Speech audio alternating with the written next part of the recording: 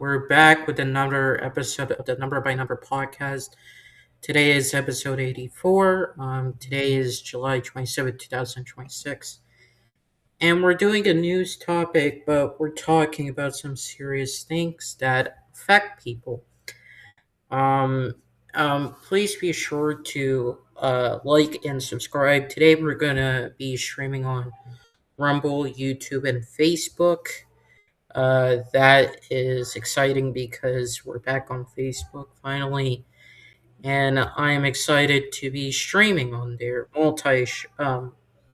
simultaneous streaming, of course. So yeah, we're gonna have other people join hopefully, but in the meantime, it's me and Evan. So Evan, how has it been since the last time you've been on? And I saw on your Facebook you posted something, a nice achievement. Yeah, I got my permit. I passed my learner permit. I passed my permit exam today, early this morning. In the morning. Congratulations. Thanks. When do you think you will get your card? My car. Card, I mean your permit card. I don't know. I already sent in for a Class D permit, but it's still coming back. Hmm. Anything else you did? Hmm. Um. Hmm. Not too sure. Sorry, dry throat. You're good. All right. So far, I guess not really much. I'd say. Nothing's impossible baseball. Oh yeah, nothing's possible. Baseball. I did that. Hmm. Sorry. Wasn't like last week or 2 weeks ago 15 years? It was a Friday. Hmm. Last Friday or 2 Fridays ago? This Friday, the Friday that passed, that was a couple days ago. There was a nothing possible baseball there. Okay. Um. hmm. Yeah. Okay. Today let's see. I went to Bank of America to do a money order. Then I went to the Collin County Courthouse to get my passport book. Oh, nice. Yeah, finally, after weeks and months. Then I went over to Olive Garden. That was really nice to have. And then, yeah, that's what I did today. Um, Other than that, I've been just doing other things, making sure my mom is okay. So that's what I've been doing. And also, there's been a heat advisory warning for the past couple of days, so I can't. I walked, but then I get heat boils.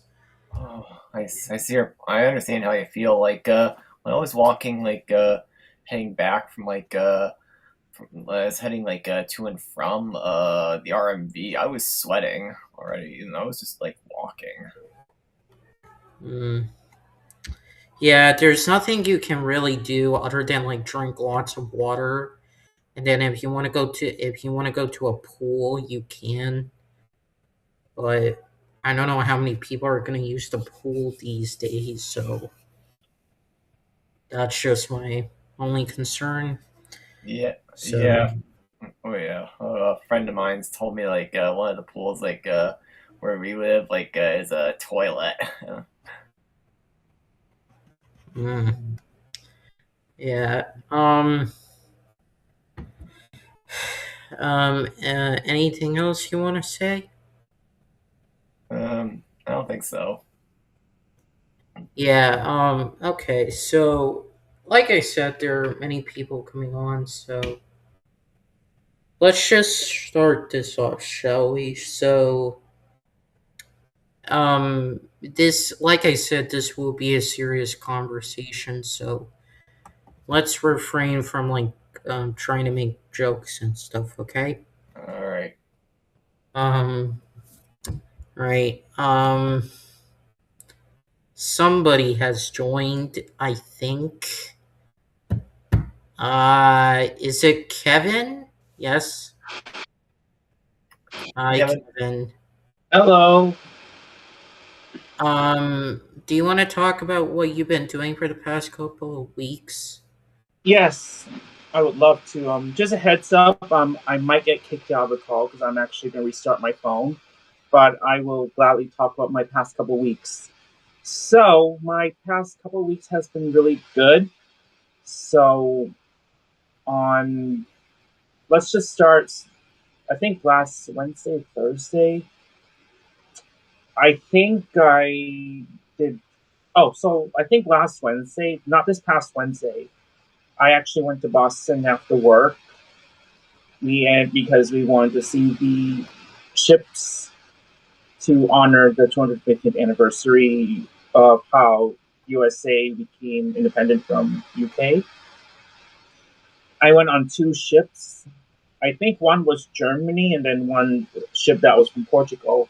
I actually went with Juju, Danny, and Josh. Yeah, we spent the whole night in Boston. Juju was kind enough to drive me there.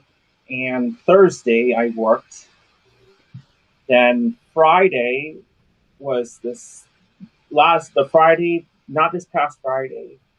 There was Nothing's Impossible baseball happening, and there was actually someone from the Walking Times that came and interviewed a couple people. I wasn't interviewed, unfortunately, but Juju was one of the ones who got interviewed through Walking Times about the Nothing's Impossible baseball.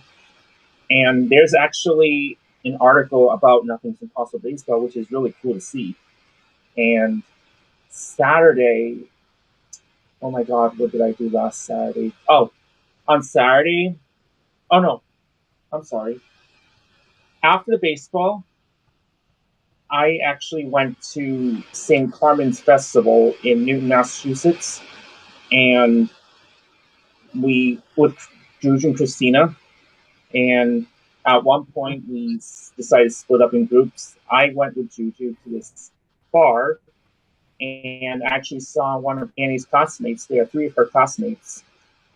Three of them graduated from 2014. I saw Taylor, I saw Jenny, and Mary. It was really cool to see them for the first time in so many years. And Jenny actually remembers me, so shout out to her. And I introduced Juju to them. And at one point, we decided to go out for a dance, and we saw Thomas's mom there, Marina. And we decided to go home early because on Saturday, we ended up going to a friend's birthday party at Vinny's mom's house in Borica, and it was really cool to spend time over there. And Juju and I brought Xavier over there, and so we decided to eat food. We decided to celebrate his birthday and got to chill.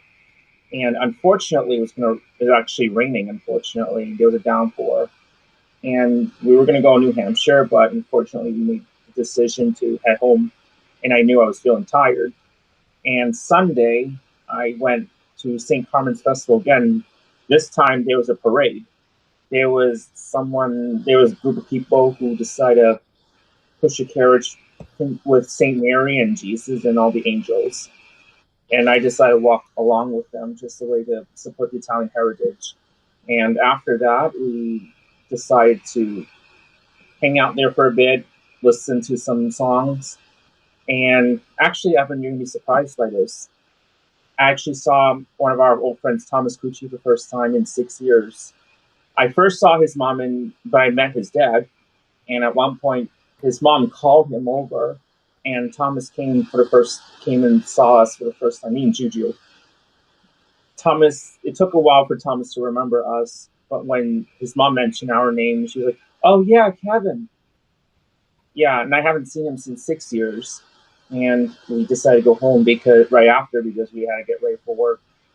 And on Tuesday, last Tuesday, I actually went out for dinner with Carl to City Streets. It was a great time for me and Carl to sit together and catch up with things. Wednesday, I did Zumba after work. Then Thursday worked. Then this past Friday, when I went to Nothing's Impossible Baseball, we saw Joe Sharkey, the photographer who decided to come and visit. And he was able to take pictures of us. Evan was there too, and it was really cool. And yeah, when I first saw Joe, we talked for a good 10 to 15 minutes. Before the game, I told him about my experience with baseball. And at one point, he decided to take pictures there. And Saturday, what did I do this past Saturday? Oh my God. My mind's really fried for some reason. Oh, Saturday, I went to Six Flags New England, and we all ended up going to a water park. It was me, Donato, Xavier, Juju, and Josh. We all tagged along there. We ate at Golden Corral for dinner. Then yesterday, I actually went to the Payne Estate. There was actually a candidates meet and greet, and I actually when I actually heard about the event with Joe last Friday, I was like, "Oh, this can be something for me, an opportunity for me to network." And I actually asked Josh and Xavier and Juju if they were able to come. Juju couldn't make it because she had homework, but Josh says, "Oh yeah, I would love to come. It would be really cool for me to network." And Xavier tagged along. And when we were there, we actually saw Kathleen Clark, but I did not get a chance to meet her in person. However, I did meet Marion Ryan, who works at Middlesex Community District Court, and she is one of the prosecutors there who deals with like cold cases or murder cases. And got to see another DA prosecutor. I saw who else? And I got to meet a few of the city councilors there. It was really cool. And after that, we went to the beach. And we actually picked Juju up, and we actually went to Salisbury Beach. And we spent good 3 hours there, and unfortunately, Juju got a jellyfish sting. Thankfully, it was mild, but she felt a sense of burning and irritating symptoms when she got exposed to jellyfish. Yeah, I saw that. This afternoon. Yeah, I'm sending praise to her, hoping for speedy recovery.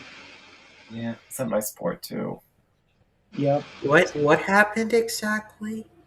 So we were heading back. We took like an hour walk along the shore. You know Salisbury Beach, right? Where it is, right near New Hampshire. So we decided to walk probably half an hour from the main area to heading south to where the seawall was. And once we got to the seawall, we decided to turn back. And while we were back in the area where we left our beach chairs, Juju felt something, and I didn't see it, but Juju felt something, and she said, "Oh, I felt sting." I forgot the jellyfish name. I think it's Maine lion jellyfish or something. She said it stung her. She felt like something was sharp below her. Like she got a sting on her thigh.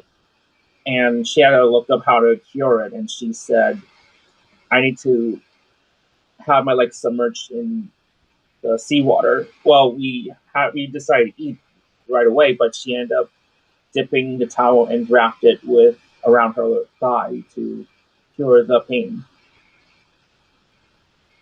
Yeah, it's really painful having. Is she doing better? Yeah, I think so. I don't know. She says she was going to do yoga today, but she doesn't know. I'm guessing she may cancel it because of what she had to go through, especially with the sting. Hmm. I never got stung by a jellyfish before. I touched it before. It's like Jello. if you ever had Jello, it feels like it. It feels like rubbery on the Have you tongue. eaten? Have you ever eaten a jellyfish? No, I actually haven't. No, I Uh, don't think I would want to eat it though. yeah. Oh, I forgot to tell you, Kevin. Uh, you'll be surprised. So today I went to Bank of America to get my Yeah. money order. Then I went to the courthouse to actually purchase my passport book. Oh, congratulations! Congratulations! Now you can get to travel, right? Yeah, and then afterward, I went to what was it? I went to Olive Garden. It was lunch, not dinner, so I had lunch items. And Oh then yeah, what did you get I'm there? now at home. Oh yeah, what'd you get at Olive Garden? Uh, pasta. I had a shrimp. I had Yum. like entree. I put like a 5 cheese marinara. I then had pasta with broccoli and shrimp. Yum. I Oh, I'm now not a you're big I'm hungry. not a big fan of shrimp because I prefer salmon over shrimp. Yep. Um Gotcha. Yep. um Evan, what's your preferred fish to eat? I don't know because I don't really eat seafood. Okay. Kevin, what's your one if you had to pick one type of fish, what would it be? Oh god, this is tough. I like all seafoods, but if I have to pick the one most favorite one, it would probably be salmon. I mean, salmon has a lot of omega vitamins. My sister even encouraged me to eat salmon. It's a really light feeling dish. I think in Olive Garden they serve it with broccoli, but you have the option to eat soup or something on the side. I like the soup, but this kind of soup. It's like a soup with kale and potatoes and I think sausage pork or something. It's really good. Yeah. Oh, Evan, I Yeah. forgot to ask you. When you were at Nothing's Impossible Baseball, did you see anybody that you know? Um, I saw the Spodos and I saw the I saw Heidi and there was the Carvellis and there was so there was so many more people. Oh yeah. Did you see Joe Sharkey? Yeah, I did. Yep. I saw him taking pictures over there. It's really cool. I actually saw him this past Sunday too. Actually, he goes to Dunkin's a lot in on Lexington Street. Yeah. Oh yeah, Evan. I saw on the post Facebook that you got the learner's permit, right? Congratulations. Thanks. Wait, did you do the permit test or did you actually drive to pass? I passed the permit test. Oh, nice. So are you gonna do like driving school and stuff? Yeah. Oh yeah, I've never taken driving school. I didn't have to. I believe you need one of your parents to keep an eye on you. I'm guessing, Oh. and I think you need at least 6 months, I believe, to drive. All right. And what I would do is, well, if I were you, it is really it can be nerve wracking at first. When I first was behind the wheel when I took driving school, I actually let the brakes loose because I didn't know how the functions work. So I let the brakes go loose, and someone there was a person that an instructor next to me who also has a brake. So in case if I hit something, he'll like stop for me. So yeah, it took me a couple tries to actually get comfortable driving. So yeah, it's really fun. Yeah, just be very careful, But Mm. Another thing for you is, as far as road tests, I would highly recommend going to Wilmington, Massachusetts. There's an R&D there. If you're scared of driving in cities, Wilmington, Massachusetts is a good spot for you. The roads are usually quiet, but there'll be like a trooper next to you. He'll tell you what to do, where to make turns. Oh, before you start the test, you have to make sure the car is on. The windshield wipers are working, your headlights are on, the radio is on. But the thing you cannot use, absolutely one thing you cannot use is a backup camera. They don't allow you to use backup camera. So you have to physically look backwards while back in the car. I think the thing you do is you do parallel parking, you'll drive on the road, the trooper will tell you which direction to take. You have to make sure you yield and stop for the cars, make sure you understand what right of way means.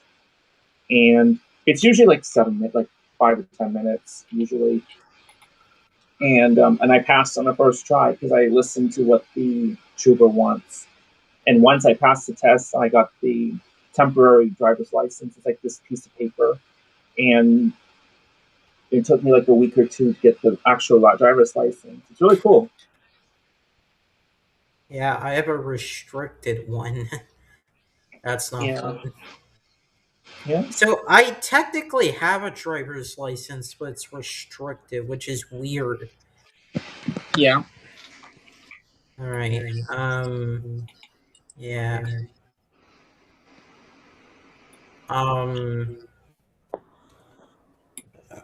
All right, you guys want to go into the topic?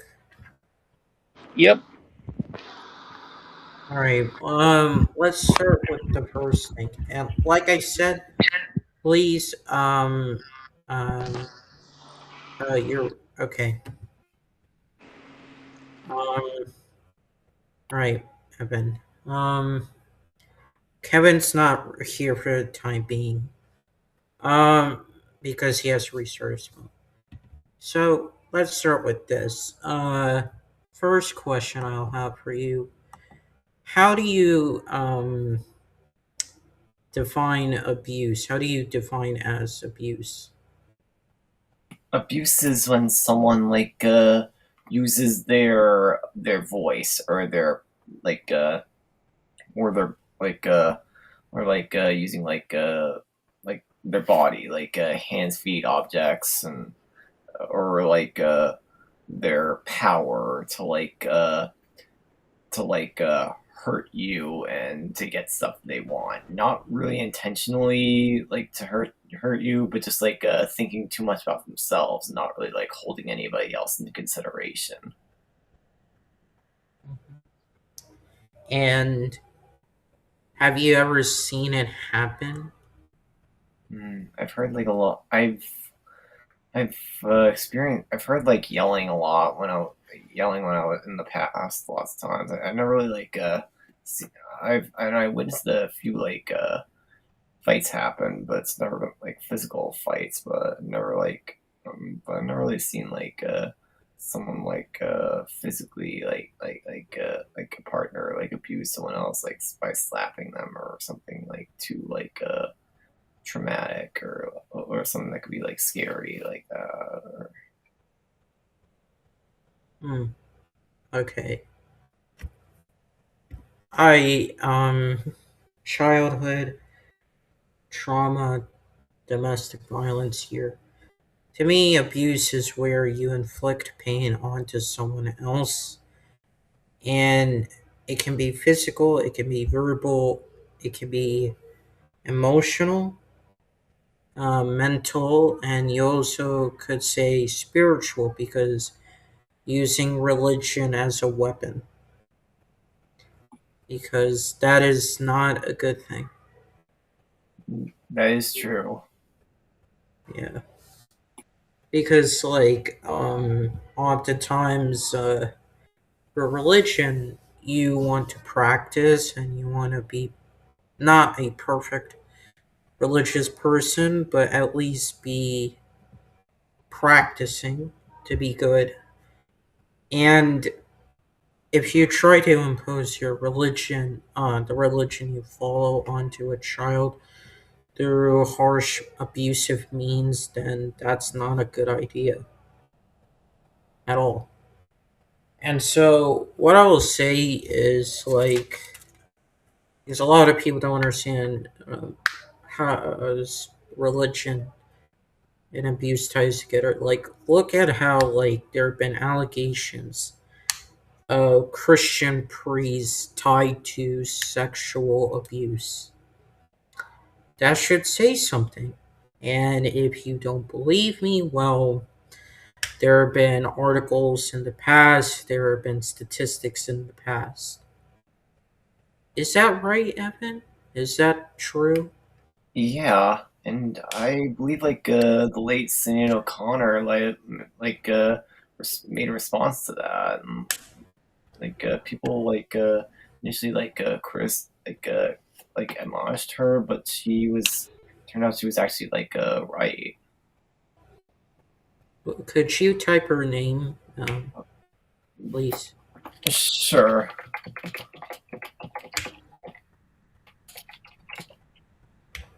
Sinead O'Connor. That's who you said? Yeah. She was a she was a singer, correct? Yeah. Hmm.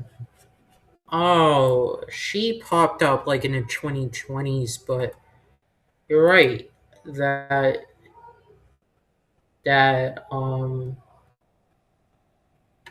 she was born in Dublin, Ireland, so she's Irish. And you said she said something about Christian priests and about like sex abuse, Yeah. sexual abuse. You said that. Yeah, I believe. Do you know when she said this? I don't remember specifically. Mhm. Okay. What I will say is that um, I do agree that people have spoken out about this stuff.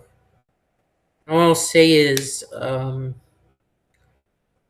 what makes it worse is that if you are abused, don't inflict it on someone else because that is not okay. And you end up becoming the perpetrator that of something you were a victim of, right? So it ends up not going so well. Um, right. Let's go on to the next thing. Assault. How would you define as assault, Evan? Assault is when someone uses ends up using their body or their words to hurt someone. Would you say that bullying is how would you categorize bullying? Bullying Would is you say would you say it's abuse, assault? How would you say it is? I hear that bullying is abuse. Bullying is when somebody constantly picks on someone else. Someone, most often someone who they think is like inferior, who they see as inferior to them, someone that they believe they can have that they have all power and over them, and people they believe will not fight back those who they see as weaker than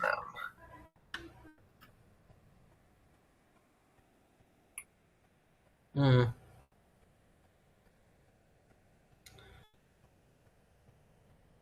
Yeah, yeah, you're right. Yeah, like I've been through bullying, and like everyone, like apparently thinks, well, it's like bullying. You could say is abuse because it's like you're picking on the weaker person. And it's like I remember in school they didn't really do anything about it. So it's like, and oftentimes teachers would belittle students. That's also not okay. You're right. And I remember in school that teachers would not like when students cry. I was told that. Were you told that? Yeah, I was told that too since third grade. Yeah. Like, that is not okay. But going back to the assault thing, assault to me, like you said, is like by force. And,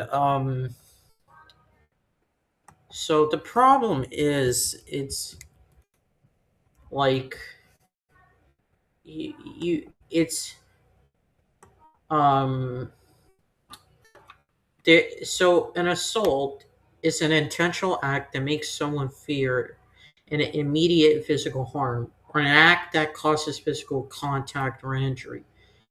It can be a threat, an attempt to hurt someone, or actual physical contact.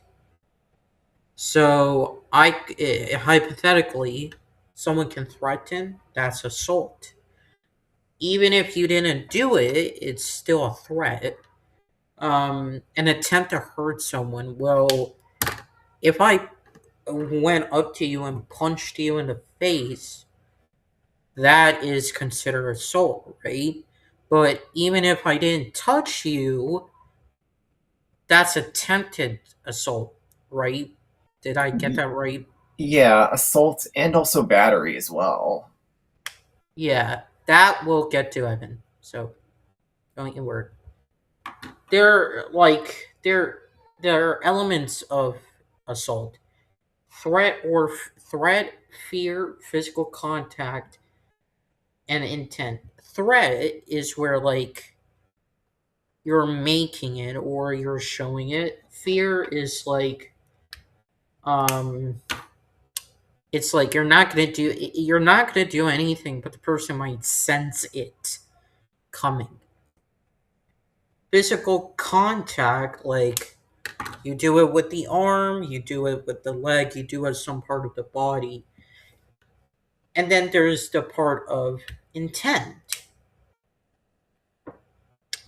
Why are you doing it? Right? Why are you doing the act? Then there's three kinds of assaults. One is like simple assault, threats or harm, or minor physical assault without a weapon. So you just harmed a person. Minor or harm, threats of harm or minor. It's still bad, but it's considered simple assault. Aggravated assault, so where you use a weapon or actions likely to cause deep or severe injury, and then sexual assault. Any sexual contact made without clear permission. I mean, it's not okay. So yeah, I mean, let me ask you: do fights count as assault in your opinion? It involves like constant like in my it can if like it's like there is actual assault going on and it can be two-sided. Mm. For fights, I will ask: who do you think should be punished? Both people or one or the other? Maybe the person that assaults the other one or like is seen as the abuser towards the other, Mm, or if anybody fights like physically hits. mm. So, for clarity, you wouldn't want the person defending themselves to be punished, right? Right. Yeah, because I see in school a lot that oftentimes two people fight. There are times when they both get punished, and rightfully so. But other times, like there may be one person fighting and another person defending themselves, and both of them get punished. And to me, that doesn't make sense. Um, and I'm like, really? Is that how you want to be? Is that how you want to do it? Like, the school should reward self defense, not punish self defense. And I don't necessarily agree with it because if you punish self defense, like, how are we going to defend ourselves? Um, what if someone, I'll ask this scenario to you, Evan. Let's say someone, you were fighting, defending yourself against a person, right? And then a person takes out a weapon. What are you gonna do? You're muted. That depends on what the weapon is. A knife. Oh yeah, I try to I either try to run away super fast or I try to run away like super fast away from those things. I don't want to get hurt like that. What about a gun? A gun. Maybe try to get it away from them. Like get it away. Get try to reach for the gun and try to get away from them. There are no other options. Yeah, because what? So yeah, and it's like disarming the person. And the reason why I ask that scenario is because like that's not what we're taught in school. We're not taught that in school. It's like if there's a fight, how about you talk it out and everything? That's not how it usually works, right? Sometimes you have to defend yourself, or in as what you said, Evan, run away or disarm the person. It depends. Um, are you a good or do you know how to defend yourself? I'm not too sure. Uh, I haven't really been doing a lot of self defense for a long time, so I can't really say. And I'm usually a peaceful person. I never had to get involved with physical violence and stuff. Hmm. I mean, you are peaceful, yeah. I'm just wondering though, because like there can be an instance of where you fight. I'm just asking because anything can happen. Um, do you think school should be better about do you think schools should not punish the person defending themselves? Yes, but only if it's self defense. Right. Okay. All right. Now for battery, you did mention uh battery. Um, you can go. All right. Let's see. Um, And by the way, we're not talking about the battery to charge a electrical device. yeah. It's like it's a crime that involves a criminal offense, a crime that involves the unlawful intentional infliction of harmful or offensive physical contact with another person without their consent. Could you give an example? Hmm. I heard once there was a sexual battery where this singer, where this musical artist Bobby Brown slapped a woman's butt, slapped a woman's behind. He got in trouble for it. Mm.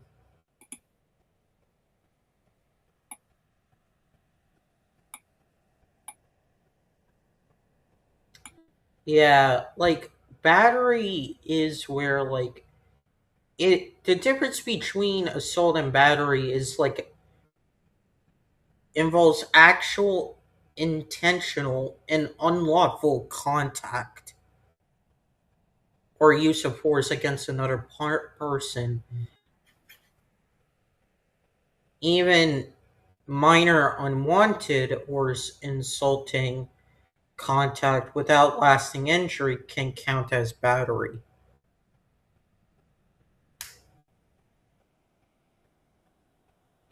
And in states, for state charges, they make um, some the traditional legal systems can are two variants. They make the distinction between assault and battery, while states like many states, including Texas, where I'm in, they actually combine both concepts under a single legal umbrella term called assault, rather than using battery as a separate standalone charge. So that's the biggest distinction right there. Um,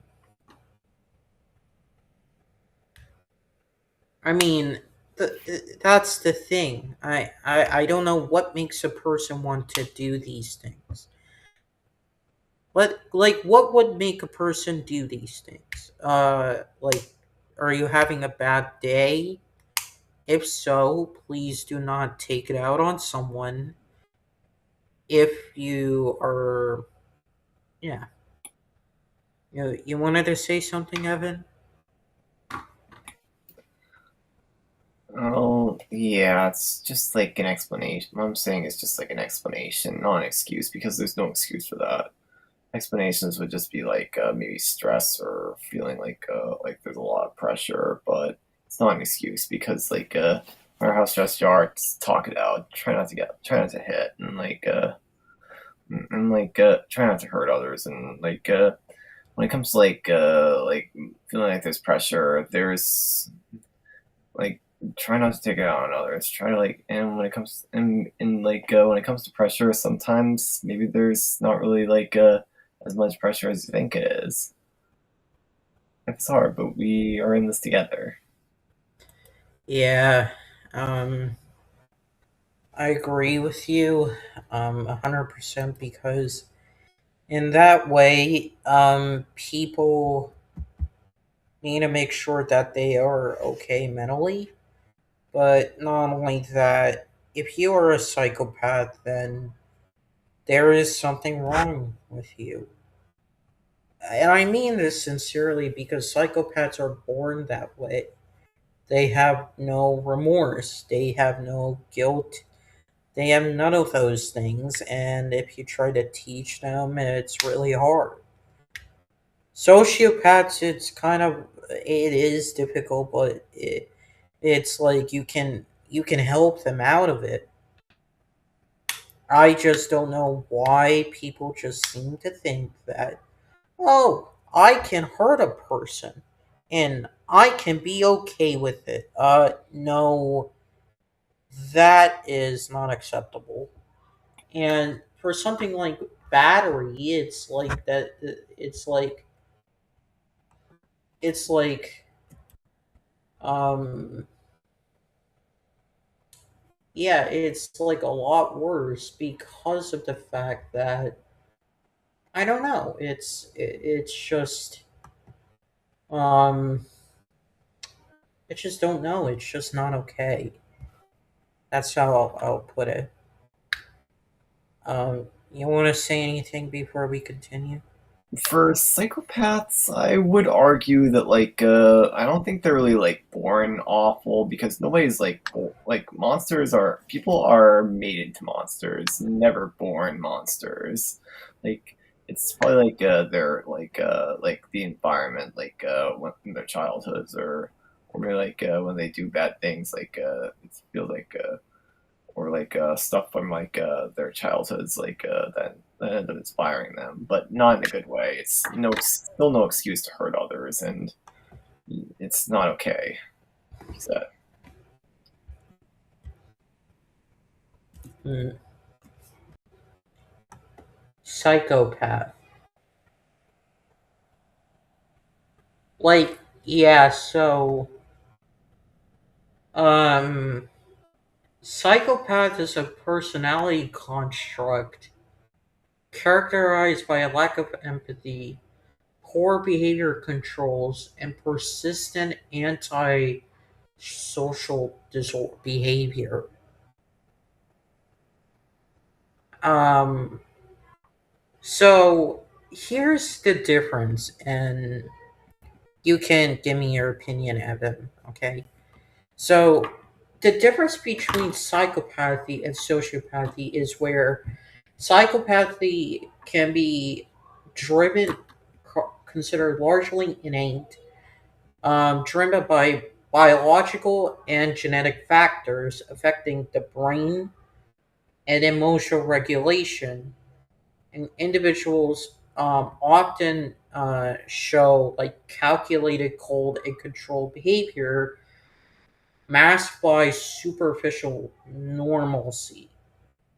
Sociopathy is not a clinical term, but um, it can be influenced by environmental factors, trauma, or upbringing. Kind of how, like you said, I think. And sociopaths may act more impulsively, erratically, and with visible agitation compared to the calculative demeanor of a psychopath. So that's the difference, Evan. That's the difference. Like that, like psychopaths may be born with that, while sociopaths are developed into.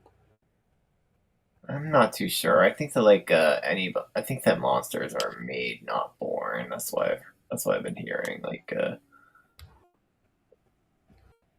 Yeah, I mean, I could see your point. Like, who was it? Like Ted Bundy? Was Ted Bundy born that way? Uh, is that what are you? What do you mean? Like mons? What do you mean? Like psychopaths aren't born that way? I don't know. It's just I feel I don't think that I'm not sure if people are really born horrible, born horrible. Like they may have like a problem, like they may be terrible, but still still just they're still have a dysfunctional past, but it's never an excuse for it's never an excuse for bad behavior or psychopathic behavior. Break the cycle. Don't be like that. Like be better than that. Don't continue it. Yeah, like, and for those who don't know, like Ted Bundy was a person who was a serial killer who kidnapped and did sex crimes against young men and young women and girls between 1974 and 1978. And he was described by biographer Anne Rule as a sadistic sociopath who would take pleasure from another human's pain and the control he had over his victims to the point of death and even after. Wait a minute. Bundy is a sociopath, not a psychopath. Yeah, so I guess Tim Buddy, which he's a sociopath, right? Yeah. I, yeah, I can see, like I said, I can see your point, Evan, of like monsters aren't born, like humans aren't born terrible. I guess like could you say psychopaths are worse than sociopaths? Like can you be made Uh, into a psychopath? um, I think that you can be made into a psychopath. with a it's like even with psychopaths, it's kind of tough to describe like who's worse, a psychopath or a sociopath. Like psychopaths are usually inflict physical harm and danger. Sociopaths I hear sociopaths like interact with their victims before like hurting them.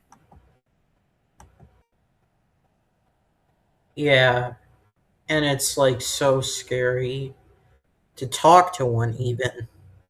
Yeah. I mean, it is important for this, discussion actually because it's something that like a lot of people do, and like it's something that like a lot of people it's something that a lot of people need to understand. Like, of course, um people can be sociopathic. Like, and to touch on this point, sociopathy, I think those people can be cured, but I don't know about a psychopath because of what they've done. And like, if you look at serial killers, like very horrible serial killers, not like Ted Bundy, but I mean Ted Bundy, he's a sociopath. But I'm saying like far worse. I think they would be considered psychopaths, and I just don't know how bad you can be to commit certain acts like assault, harassment, battery, kidnapping, all those kinds of things. I don't know. It's just I'm not sure. You know. You want to say anything before we move on to the next one?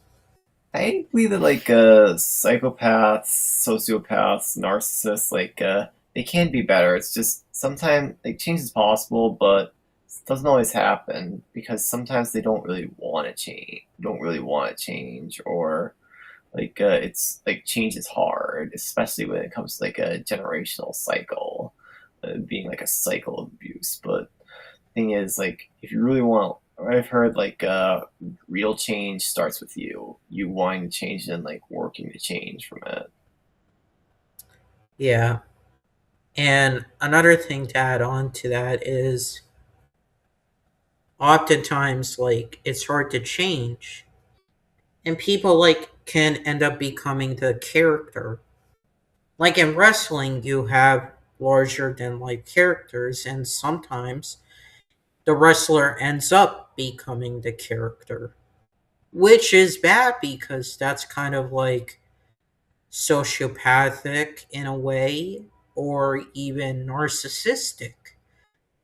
If you guys remember, Hulk Hogan was a famous wrestler for the WWE, and he ended up being exposed, even though he's one of the all-time greats and he put professional wrestling in the mainstream. He has been accused of, he is known, well, he used the N word a lot. He has said some homophobic stuff. He he had a creative clause contract in one of the company in WCW, which gave creative control over his character, and that caused many issues. And yeah, and he went to TNA at one point in his career, and he didn't do a good job of helping. He didn't do a good job helping out TNA. So you have, his real name was Terry Bollea, but he ended up becoming Hulk Hogan. And then when all the controversy happened, it's like he didn't show proper remorse or guilt, which is, I think, my generation and maybe even the older generation doesn't appreciate him as a person. So I do agree with you, Evan. Like, it's hard to show change, especially from narcissists, sociopaths, and psychopaths. I think it is possible, but if you don't show change, then I don't think you deserve an apology. Like one of her ex friends, who I will not say on camera. But let's go on to the next thing. False imprisonment. Now, this one I do not like. It's pretty simple. If you are in prison for something that you did not do, and you know you didn't do it, and everyone knows you didn't do it, you have every right to a free trial, and you can do a civil lawsuit. Simple. Yeah. You want to say anything to that? I agree with you 100%. Yeah. What would you do in that situation if you were falsely imprisoned? I don't know. Maybe like look for support from my friends, like people who believe that I'm innocent. Maybe like work together to like rebuild my name in that way. Build my name. Would you consider doing a civil lawsuit because you were wrongfully imprisoned? Well, yeah. Hmm. And how much money would you want? I don't know about like money really. Just like just to hopefully like get my name like clear like cleaned up. Something that wasn't so, so just a another trial and no civil trial? maybe. Yeah, because a lot of people don't know that if you feel like you had a an unfair trial, you can get another trial if you want. Like if you know that you didn't do anything wrong and everyone else knows and the evidence shows, and if you are proven, excuse me, sorry, if you are proven to be innocent in the next trial, not the original one, but the next one, you can do a civil lawsuit. Why? Because they put you were sentenced in prison for a long time, and maybe evidence was withheld, it was not shown, a witness did not come, some people lied. There's so many things. So yeah, and I don't have there. Do you know if there have been false imprisonment cases? I believe there was, or like, I believe there, like, from what I've heard, there was this guy who was like accused of murdering Heyman. This guy who was accused of killing Heyman Lee when that wasn't true. I, I, I think it was like, I believe it was like Adnan Masood Syed. I like read this like book in this this audio book in the summer of 2015 about him, like how he was how he was falsely accused and there was like he was falsely accused when there was like because like a thing because like ways to prove things weren't really that like credible back in 1990 back in the late in the 90s. Is this based off a true story? It is. Yeah, I think the reason why certain cases are having another trial is also because of like DNA testing.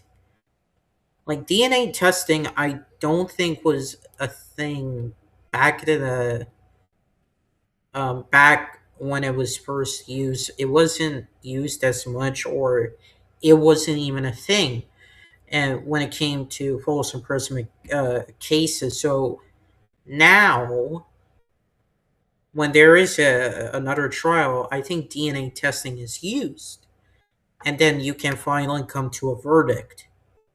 I think so. Um, do you think false reporting is wrong? Yeah, it's getting facts wrong, like misinformation, worse than no information at all, and like it can like really destroy somebody's reputation, really hurt them, like in ways like it can't be where it's hard to really fix. I hear even when the truth comes out, like lies, like they end up tending to stay around, and I can see why and back onto like the civil lawsuit thing.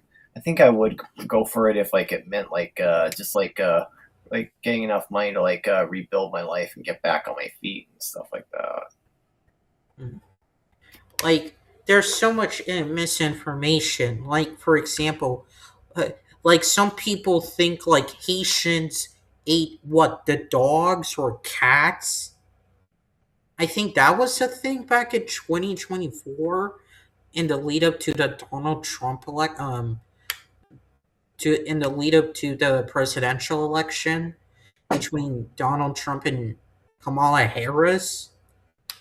I think I could be wrong, but I think it was a rumor, and then it ended up not being true. Maybe you could fact check me. I could be wrong on that. I don't know. I haven't really heard about that. I haven't heard about that until now. Hmm. Well, it's like misinformation. It's like maybe something that is not true. And to police, it's like if you report something falsely about like abuse, assault, or anything what we're going to discuss today, that's actually bad. It makes you look stupid. You wasted police time where it could have been used in other things. It's like, what are you doing? What are you thinking? What have you been doing with yourself? Like it's not okay. Yeah, I don't accept that at all. Uh,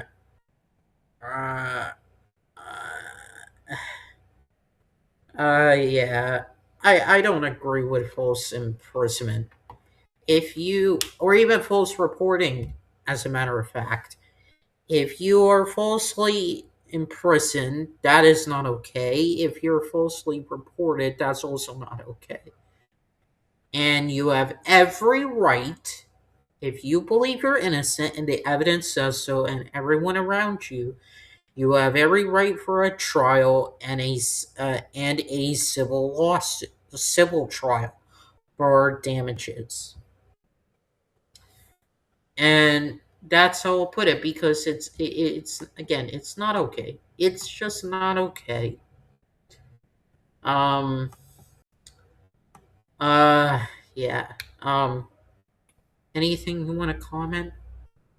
With false imprisonment, it doesn't even have to be legal. Sometimes false imprisonment means putting someone, locking someone in somewhere where involuntarily against their will, and it doesn't even need to be involve police or anything like that. Just an average person locking someone up against their will, and that's illegal. That's cruel and it's a crime. You can go to jail for that. Yeah. Also, yeah,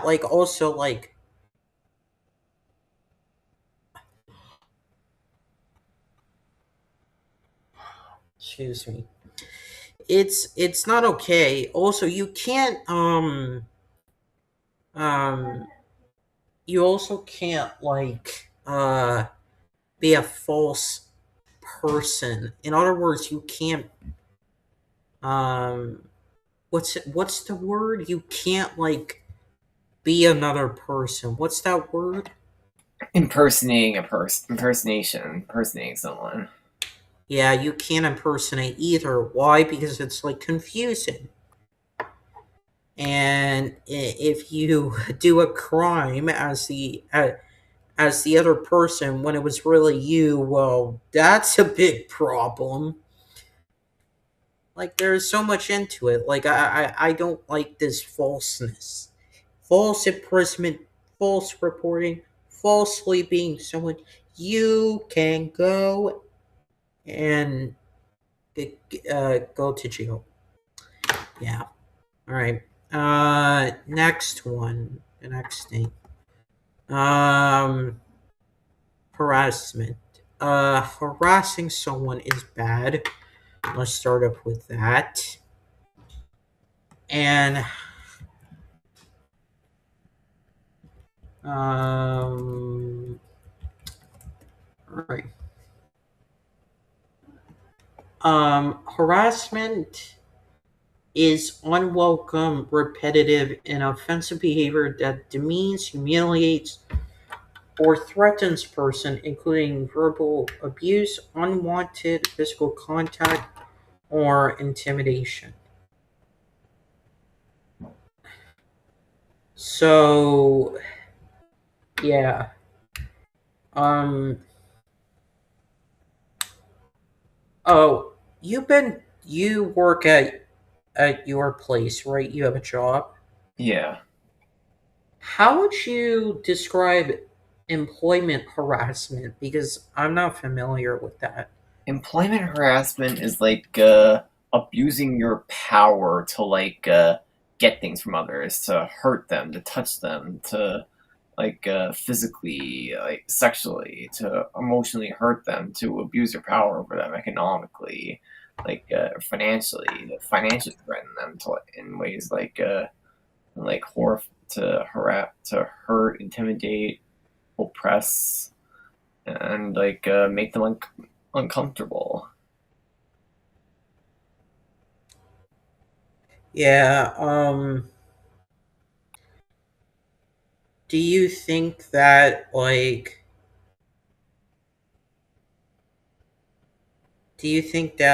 people should, I guess, understand, like, how do you think that people should avoid harassment in the workplace?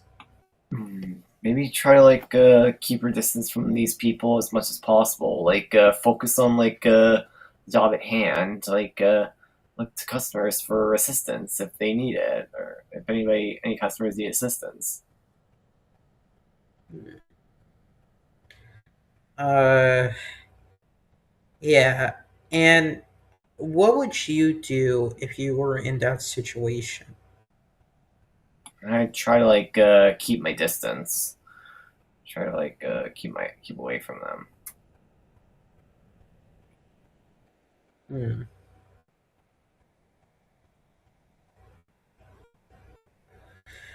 Yeah, it's something that, like, I guess people should realize it's not okay. And um people should realize that it's not okay, and like doing it at a workplace is so much worse, because if you end up doing it at a workplace, you can lose your job, you could lose so many job opportunities, and a lot of people may suspect you of being a weirdo. Like there are times that people can do sex to get a higher job position. Is that true? Yeah, And why does that happen? maybe for like some people to get like sexual gratification or pleasure, and but like using someone like for pleasure, just like the promise of something like big to like keep it going towards them. It's not really like not really respecting them. It's just like using them for you, for your gratification. Yeah, I don't know why someone in a workplace like that's sexually harassing someone. It's like, let me ask you to have sex. Why? To get a better job position. Like, that makes no sense. That makes no sense. Like, why would you, like, you could just get a promotion. You do not need to be like, okay, I need to do sex in order to get a higher promotion, a better job. That's just weird. And if anybody does that, you deserve to get fired. And also, by the way, for all these charges and others, it's you put your family at risk. If you are doing it to your family, you're putting your family at risk. And it's like not okay. So, I mean, also domestic violence is not okay. And it can impact the children, and the children may or may not like the parents who do it. Like, they should feel protected. They shouldn't feel like there is fear or anything. And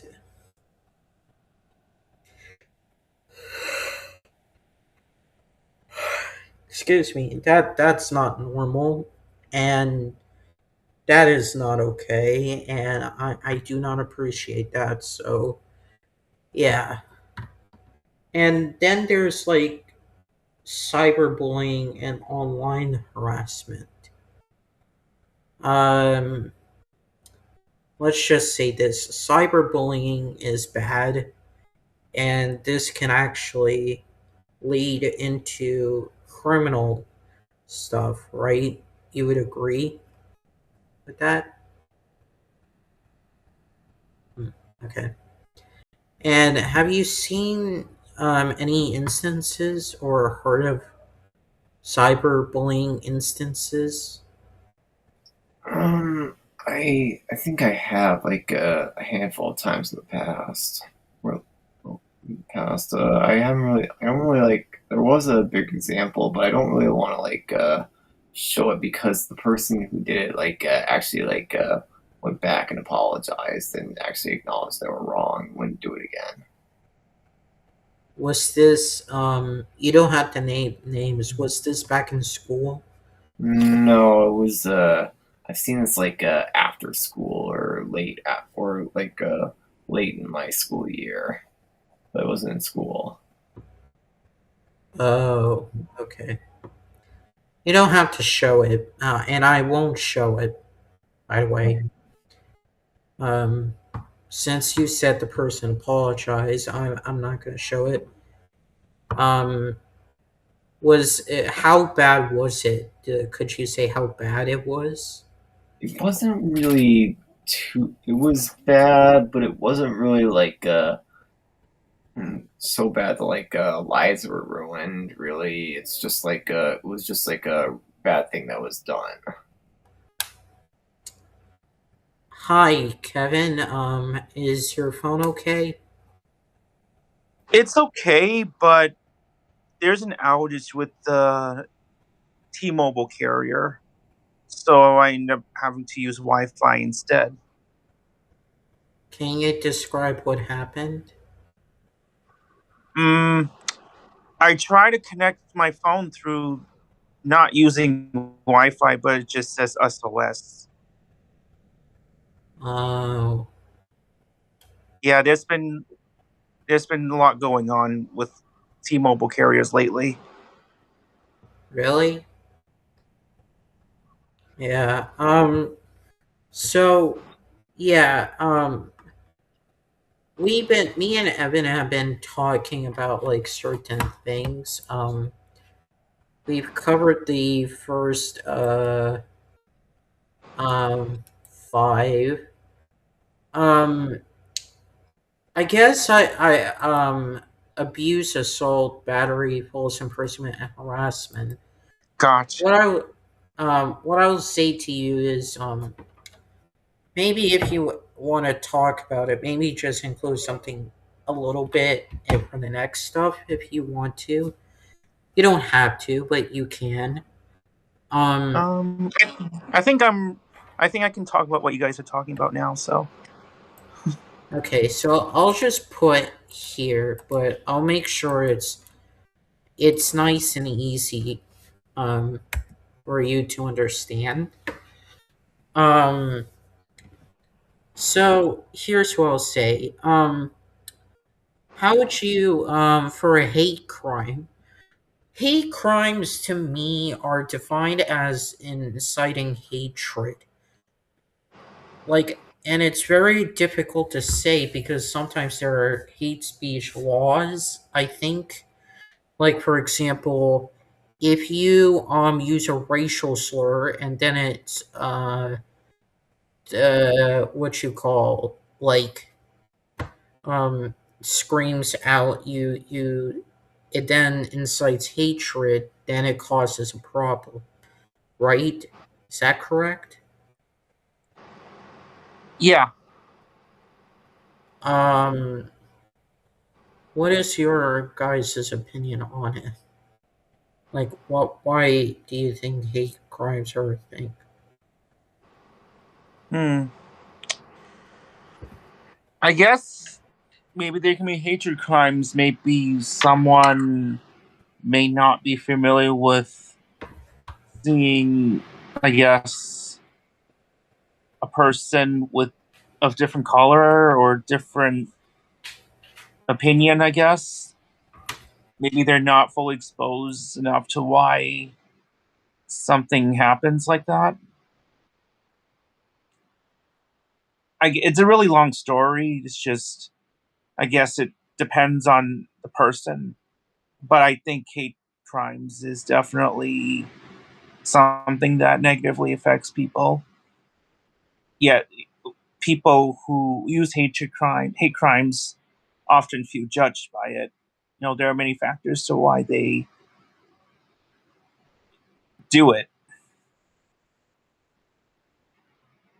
You know, what do you think, Evan? I'm not too sure. Hmm. Yeah, it's unfortunate. I mean, it does happen. It kind of reminds me of like racism. It can reminds me of people using stereotypical comments to bypass their. I'm not sure how to exactly describe it, but yeah, it's just not okay. I mean, hate crimes do happen in any location. There can be several consequences when someone does it. I think hatred crime, it is, you could be prosecuted for it. If you ever use it at school or work, not only you could get fired or get kicked out for using that behavior, but you can be faced a lot of lawsuits because of what's going on. Um, yeah, it's definitely not okay to go about that time just for what's going on. Yeah.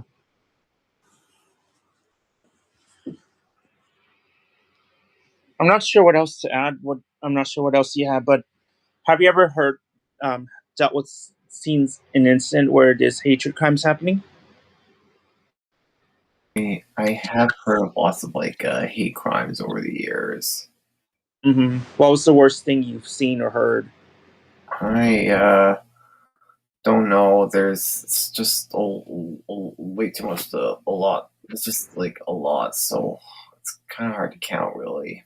Hard to decide Mm, what's worse really. Can't really say. it is hard. Yeah, I definitely agree. If you were to help someone, how would you help people, I guess, recover from hate crime, especially if they're victims? How would you help them? Maybe I would let them know like it wasn't your fault that it happened. You didn't deserve it, and it was just somebody else like doing it because they were afraid of something or they didn't really understand. Yeah, I guess a lot of people are afraid to speak up. There's this guilt, this feeling of guilt whenever someone speaks up. I guess they're feeling afraid of being judged whenever they speak up. They don't want to be they don't want to be bullied. They don't want to be targeted for hate crimes, especially for those who haven't done anything wrong. They're just innocent people being attacked. Yeah, it's unfortunate. I just hope it's hard to find some way to stop it, but it does happen. I think one of the ways is just spread awareness. I think spreading awareness helps people understand a lot better. What does it feel like for someone to go through that? Yeah, it's that's what I think about hate crimes.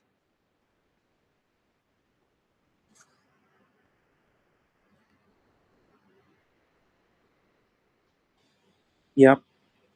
What else do you think you want to guys talk about or link to hate crimes?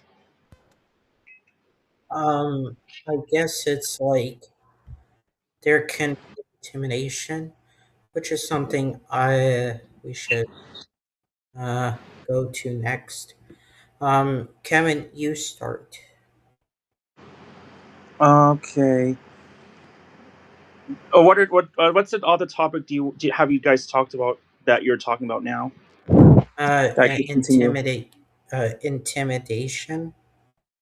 Intimidation. So you guys going in order based on a message you sent?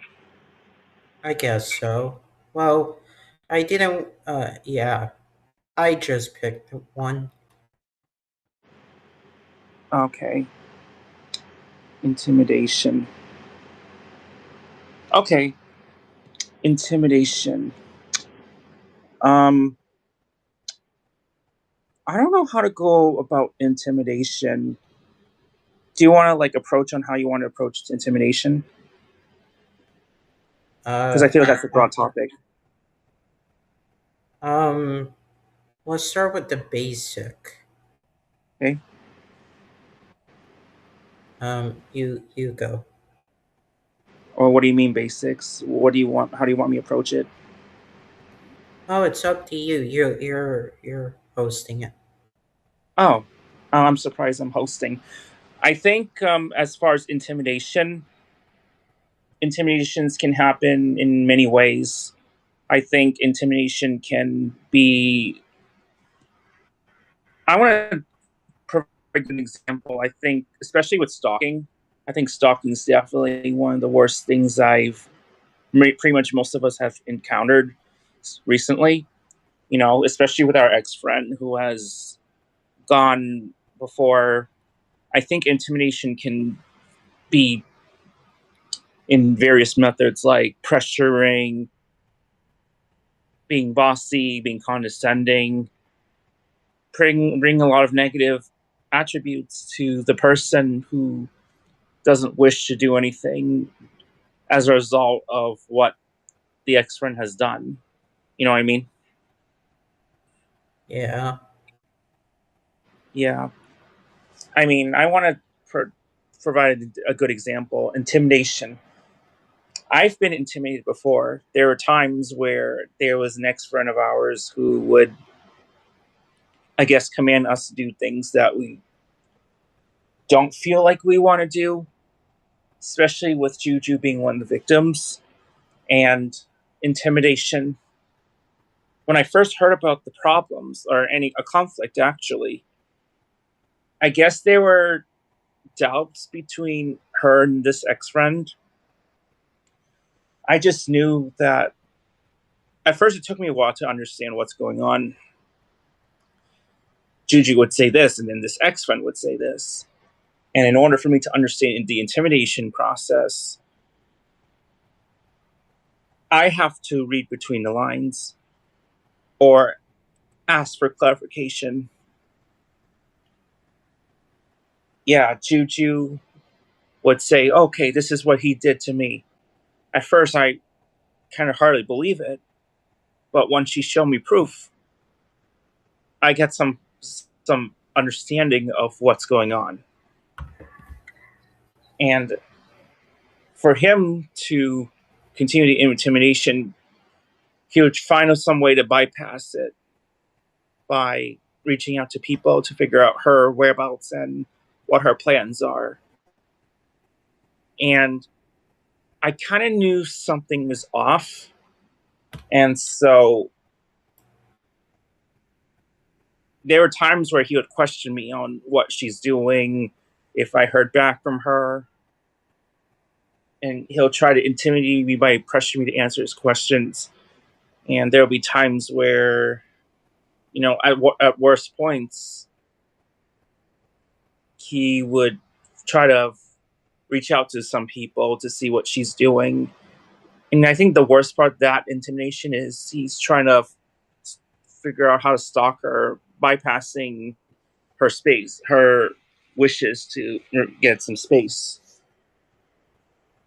And so him reaching out to us,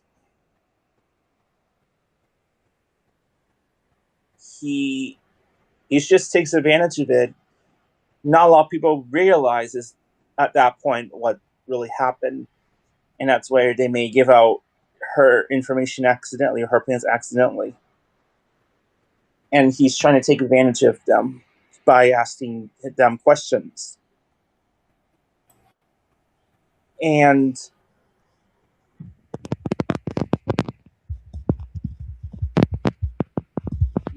Yeah. Sorry, go ahead. There's also physical intimidation. Mm-hmm. Yeah. I think from what I remembered, there are times where he would try to offer a hug, but she wouldn't feel comfortable. And there were times where he'll encroach her space. And whenever he gets into her space and tries to hug her, she'll say, "I need space." He thought that she was joking because he automatically viewed her as a friend. But she kept insisting him that she needed space, like she needs physical space. She doesn't like being cuddled or touched. I mean, she does like to hug, but she felt like in this case, he takes too much space, much of her space and boundaries. And so whenever she would keep asking him to give space, there were times he wouldn't listen to her. And there'll be times where she'll be mad and upset because she felt like he did not listen to her. Yeah, and also I remember one time when it comes to physical intimidation, he'll even show up at people's houses. I'm not sure if you understand this, but Yeah. as a way to get people's attention, especially in Juju's case. And he actually admitted to me that the reason why he shows up at people's houses is because he feels that it was the best way for him to get people's attention. By using his tactics, he would simply go and show up at people's houses. And it's, especially if you're not welcome, he still shows up anyway. And he felt that it's okay, just solely because she viewed her as a true friend. But on the other hand, Juju said no, she doesn't want him to come. Yet he bypasses it by going and showing up over there unannounced. He would constantly ring the doorbell, constantly ask her to beg for forgiveness and to see if they can work things out. And no, it's not working. There are times they would ask him to leave. Also, to add in, physical intimidation can mean running up on a person and trying to and run up a person and not actually hit them, but you're threatening to hit them. Oh yeah, he's done that many times. Yeah, he's done it. Oh, it was mostly verbal though. It was mostly verbal. Um, yeah, that's not okay. Uh, Yeah, yeah. Also, you get the host for the rest of the show. Okay. And okay, let's just talk about. Speaking of intimidation, I kind of want to talk about stalking because I feel like that's a good transition there. I know Yeah. stalking. Go ahead. Yes, that is a good transition. Yeah. Yeah. So harassment. As far as harassment, I know it's a moment where someone doesn't want any interaction or doesn't want to be followed, and yet the person gets followed all of a sudden after being told to stop. Maybe the person who the stalker is trying to, maybe the someone who's trying to harass them wants are doing it to get people's attention. And harassment can happen in any place. And I know at work, I'm gonna say some examples. I know harassment. I've seen cases, especially with a lot of men. I'm not trying to say who particularly, but if you talk about in a historical standpoint, there are some men who take advantage of over women. There would be times where men would touch women inappropriately, I guess. And there are actually rules, or in most workplaces, there's this thing called unconsensual encounters. You just can't touch people without permission. I've seen men touching some people on their shoulders, kind of like hovering over, and I think there's some people who are afraid to speak up whenever they feel harassed. So whenever someone tries to speak up, there are times where they would feel ignored. And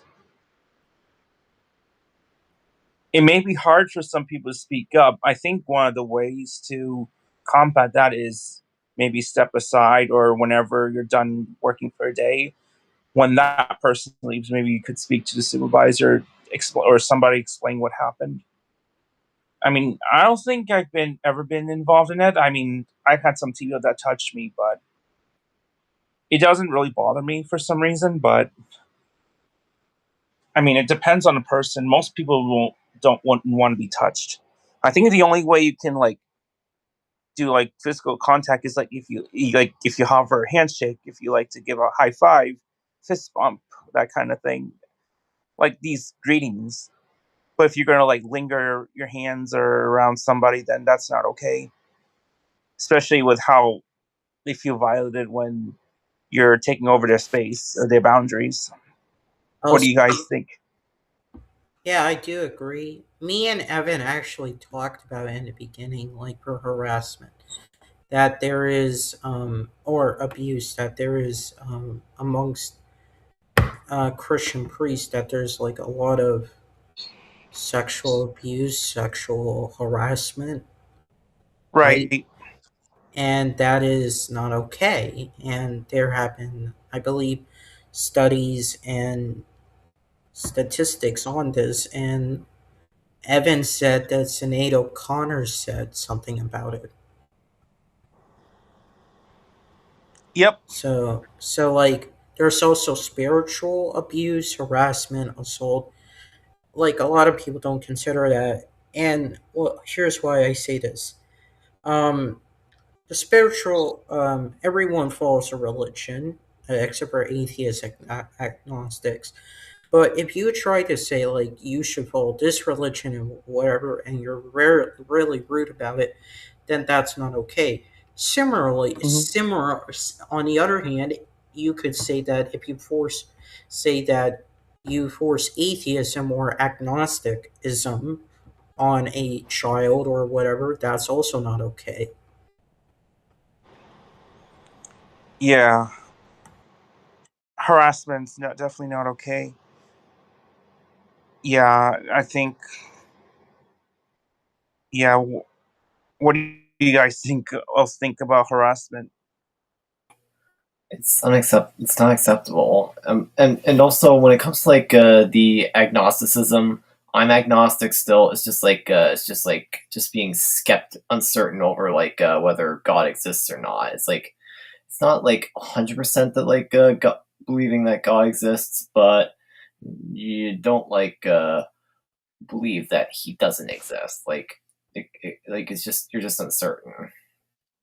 Hmm. Yep. I think harassment. Yeah. Unfortunately, harassment is all over. It can happen in any setting. I feel like one of the ways is to prevent harassment, especially if you're at work. I think you need to. I mean, it's important to be honest, have a conversation with somebody, and more importantly, talk to someone that you feel comfortable with, especially if you're at workplace. I mean, luckily, I haven't seen actually at a supermarket retail store where I currently work at. This was 5 years ago. There was a guy who was touching a male teenager, and I guess, he would wrap his hands around his shoulders, and he was like, "Please stop." And then he somehow listened. But if that coworker continued to violate his boundaries, then he may, the person who feels harassed might report to the HR or the supervisor or someone in charge. I'm pretty sure, like, if it happens more than once after being told to stop, that's definitely considered a constituted harassment because you were informed and you knew what the person said, but you kept on doing it after they told you to stop. And yeah, it's definitely not okay. I think, yeah, harassment. There are many forms of harassment, but and I want to talk about family too, especially for family, especially when you have children. Whenever there's like, I heard cases where spouses they would like break up. I guess whenever there's a dispute, and one spouse will try to get away from the situation, but the other spouse may try to figure out what they're doing, and which could lead to harassment, especially if they need space or they don't want to talk. And as far as harassment, it's like they feel violated if they keep on approaching the spouses. And imagine if the children were listening or experiencing this, what could have happened to them? How's it that going to affect them? That is more so domestic violence, if anything. Yeah, it is. So I mean, it's not harassment, it's domestic violence. You're correct. yeah. All right. I think we can talk. Let's see what we can talk about next. We could talk about leading the stock. I think I want to talk about. I think I didn't think we talked about stalking yet. So I mean, there are different types of stalking. I think obviously, someone wants to be left alone, and the problem is, I think the worst thing, especially when internet came, is when someone tries to figure out like where the person lives, or they're trying to find some way to get people's attention. I mean, it's yeah. my golden rule is if you need space, you're entitled to take a break. You're entitled to your own space. But if the person's going to keep on following you, you have the right to like report it to the police. You want to be left alone, and there may come a point where you may want to file a restraining order against someone simply because they're trying to bother you, even though you may not want any contact with them. What do you guys think? Yeah, I agree. I thought we talked about stalking. Wait, what topics have you guys haven't talked about yet? We didn't talk about homicide, kidnapping, mayhem, mutilation, trafficking, and torture. Okay. All right, trafficking. Yeah, I've heard about trafficking before. This is gonna sound political, but I heard It, some. it's okay. It's I okay. know, I know. Yeah, I may not have a lot to say on trafficking. I just know there's this thing called drug trafficking and human trafficking. It's where you transport someone or something from different part of the country, different country. I mean, I've heard cases where for people in Mexico who try to, especially when they're trying to bring something to the United States. I mean, it does happen. I mean, I haven't heard much. I haven't been paying much attention to it, but yeah, there's been cases of that going on, and especially when you try to bring children to the United States from Mexico, I think the highest risk is it depends on where you are. Especially if you're in Arizona or California or New Mexico and Texas, those are the states that border Mexico, and I'm pretty sure they're heavily guarded by the patrol agents. And whenever you're caught doing trafficking there, then there can be potential consequences, which kind of leads to like a lot of national issues around the border. You know, what do you guys think about that? Well, I don't agree with it, but well, how come you said you don't know or can't talk much about the trafficking? Um, because I have no much knowledge about it, so Maybe you could look it up. yeah. But yeah, if those are the common ones that I've heard about. Yeah, it can be really serious, especially with what outcome it could lead to.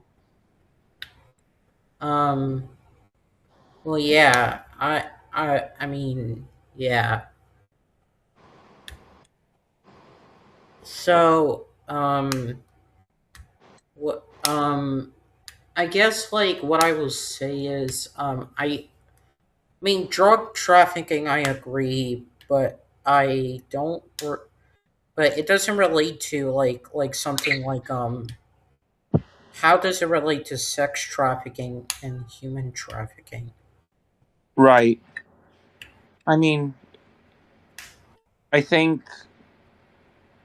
I mean I don't know much, but I know that it can lead to it can link to prostitution, as though especially with criminals who try to do that to make money. And whenever they do that, they can, especially if they get caught, then they could be at risk of getting criminal charges. And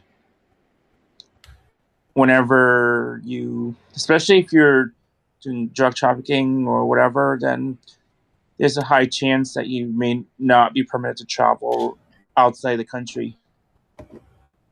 Well, or I when I looked it up, trafficking, human trafficking or sex trafficking, drug trafficking. I think that was. I'm not saying it's wrong when you gay, but drug trafficking doesn't usually involve. It does involve people having to transport, but it's not like affecting someone. I think. I Oh, mean, okay. Yeah. well, I think it can. Kevin, I think you can look it up, but Hmm. it, it's it's it, try to stick to like sex and human trafficking. Oh, okay. Yeah, I heard about sex trafficking before. I mean, I think the most affected one are the children. You know, I mean, I think they're pretty common in certain countries, and I think whenever they do sex trafficking, they do it just to make money, I guess. Hmm. What do you guys think? If that's the common way for criminals? Well, yeah. I mean, you want to say anything, Evan? I'm not sure what I can really say. Um, do you guys know much about the topic trafficking? Not that much about trafficking, really. It's still really Um, bad. I guess like so. Let me just show you. So sex trafficking, right? Um,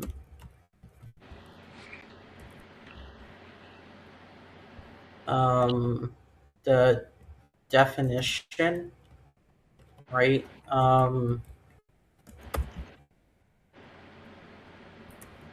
Okay. Um, it's a serious crime where a person is controlled, moved, or forced to do sexual acts for money. There are three main methods: force, tricks, or pressure. Any minor under 18 forced into commercial sex is legally a victim, even without forced. Yep, I know. I know exactly what you're talking about. Yeah, I understand now. I know exactly Yeah. what you're talking about. Yeah, I get it. Like, I completely get it. I already got it. And, like,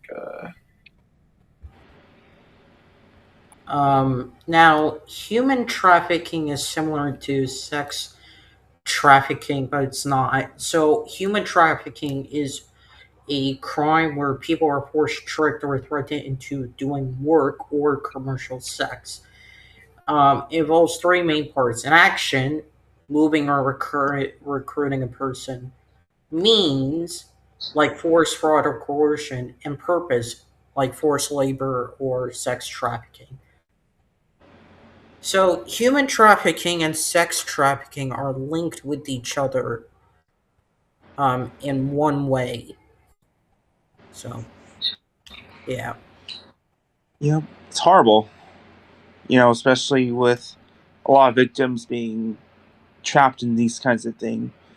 I think one of the ways you can try to get out, is just, I mean, call the police or report the incident and try to gather as much information as you can about the incident that you're involved and what you tried to do and to escape.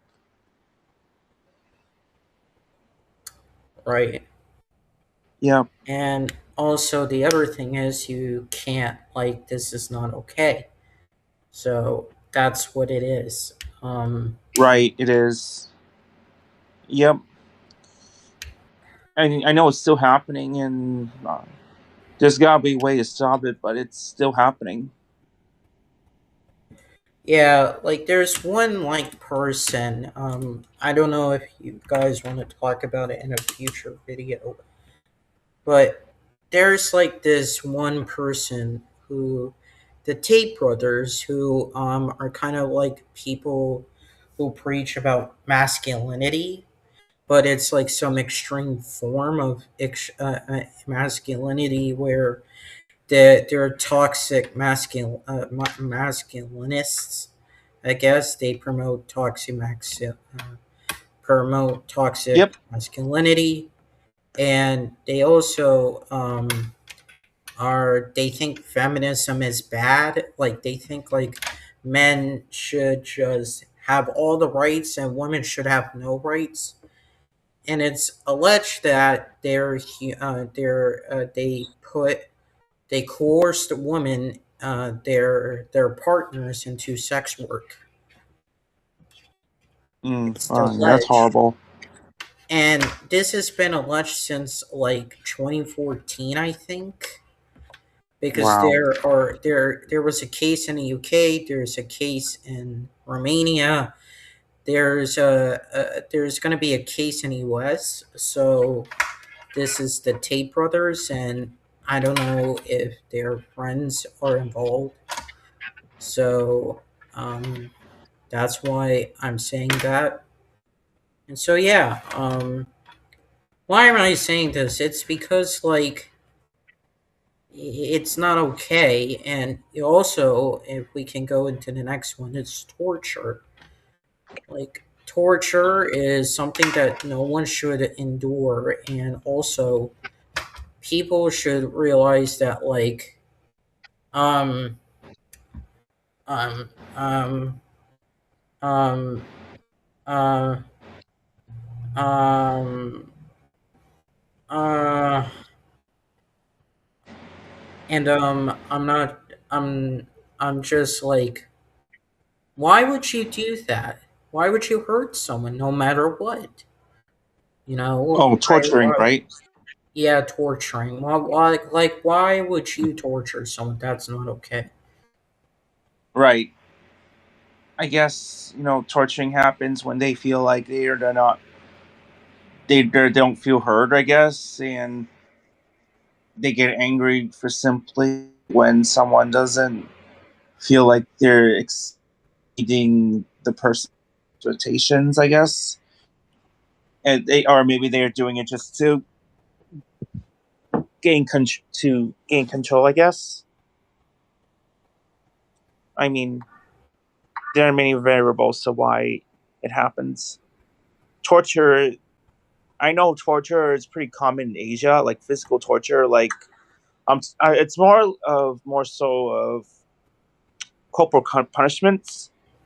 I know corporal punishment is something where they do it out of tough love, but as far as torture, they're physically attacking people that leads them to feeling hurt, I guess. I mean, I think it's pretty common for physical torture here in the United States. And yet there are laws where physical tortures are illegal or forbidden. You know? Mm. Yeah. I think it's I don't know, it's hard I don't know how else to prevent it, but it does happen a lot though. I mean, yeah, that is true.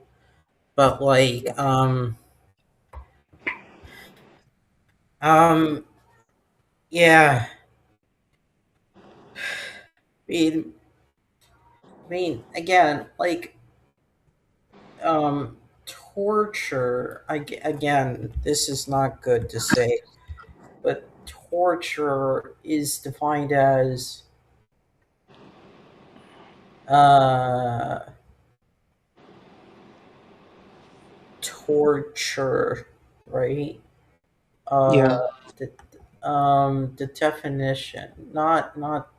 Oh, I looked up an animal definition. So, torture is defined as the deliberate infliction of severe physical or mental pain or suffering, um, typically used for punishment, extracting confessions, or coercion. Oh yeah, that's terrible. And that's bad because we can't, and because like that's something that's not okay.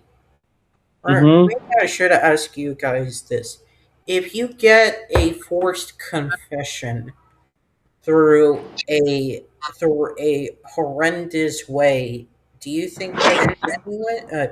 Do you think the confession is true or false? Well, Wait, if there's a forced confession? yes. Oh god. I think it's probably most people likely, maybe, I guess, be honest because of how much pressure you're asserting to make them tell the truth. Like if you ask for a first time when you're soft, they tend to lie so they get because they're trying to get away from it. But that's when you add so much pressure, it's like they're trying to make you think fast to get to like cut to the chase to get the answer straight. I mean, I feel like that's usually the case, or maybe they're trying to tell the truth to end the conflict, I guess. And yet they're being faced the accountability for their own actions or mistakes. Yet it's like, yeah, it's. I feel like it can lead to someone telling the truth.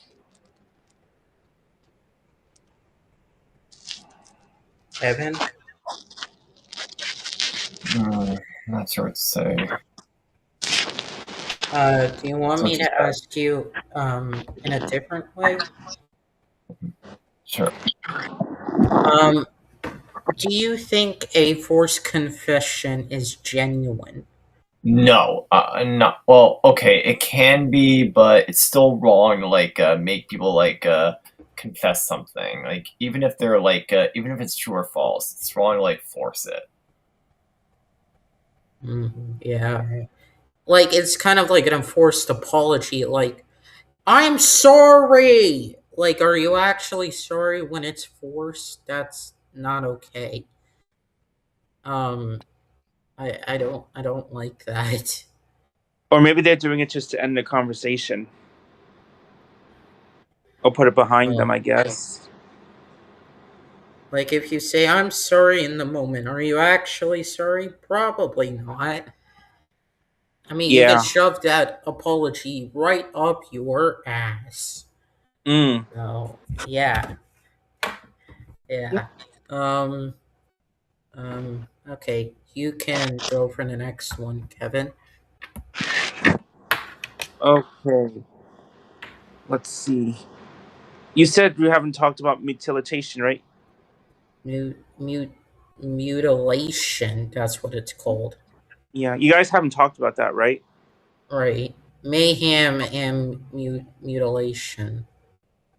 Oh, mayhem and mutilation. Those are the only topics we needed to discuss, right? And homicide. Kidnapping and homicide. Okay, I'll try to remember. Yeah, I think mutilation isn't. I think it has to do with having to I guess I guess it has to do with something with removing or destroying some part of your body. Yeah.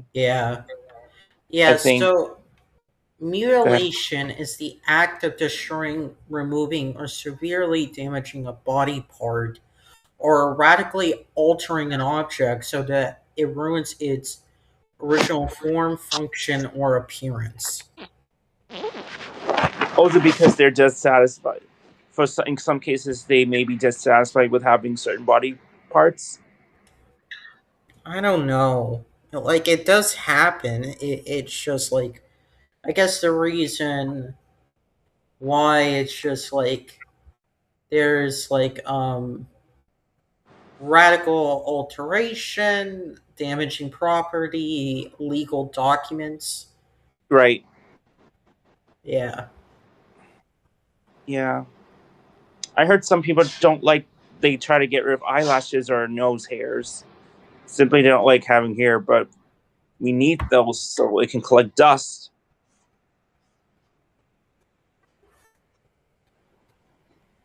That's what I heard. Yeah. Like, you guys have watched horror films. Like, in those horror films, like slasher films in particular, it does show like mutilation, and I'm like, how is that even okay? Like, those are rated R movies. Yeah. It's scary, especially like if horror movies. I mean, I guess they're trying to be as scary as possible, but cutting ones like it's just gross. It's honestly gross to see that happening. Maybe to ask a question, do you got what? Why do you think cannibalism is legal? Huh? Why do you think cannibalism is legal? Cannibalism is legal. I'm not sure the exact reason why. I understand there's this thing called like recreational cannibalism. I I'm assuming I know there's recreational use and medical use. I think for medical use, I mean, it is used for medical ones, but I heard whenever it's for recreational use, they can use it for pleasure. I'm not Yeah. sure the science behind it though, but that's what I heard. Yeah. Yeah. Evan, what? Why did you make that face? You look terrified. It's disgusting to see people who are people cannibalism of like people eating other people. Like I understand some people would turn to it as an absolute last resort, not because they want to, but because they have to in order to survive. They're like sometimes they get desperate and sorts extremes that they wouldn't really do. It's savagery. It's disgusting. It's gross and it's cruel. Well, yeah. I guess that's that's mutilation to me because it's like what makes a human want to eat a human? Are there any health benefits of human meat? It's like I said before. It's not because they want to. It's because sometimes they have to. Like they're starving and there's no other food and they're trapped somewhere and that's why they end up eating other people out of desperation to survive. It's not healthy. Well, let's just say this: it's just not okay. Yeah. It's just not okay. And if anybody does that, go fuck yourselves. You decide to. Yeah, how about you get some mental treatment? That's the Right. best way. That's the best way I could put it. Now, mayhem is more like it's a common law. This is under like England and Wales and other common law jurisdictions. It's like something about like maiming another person, I probably should not have included this, but mayhem is like the intentional maiming of another person. Oh, That's what it means. wow. So it's not like I don't know if it's a U.S. law, but it's an English and Welsh Wow. Mayhem. Damn. mayhem. Yeah. Yep. All right. Um. Now to the next one: kidnapping. Ooh, that's a good topic. Yeah. Kidnapping is like abduction. Like I take one person for no reason, and I then commit a crime, and I could commit multiple crimes even. Yeah. I know kidnapping happens for many reasons. I feel like kidnapping happens in mostly like children.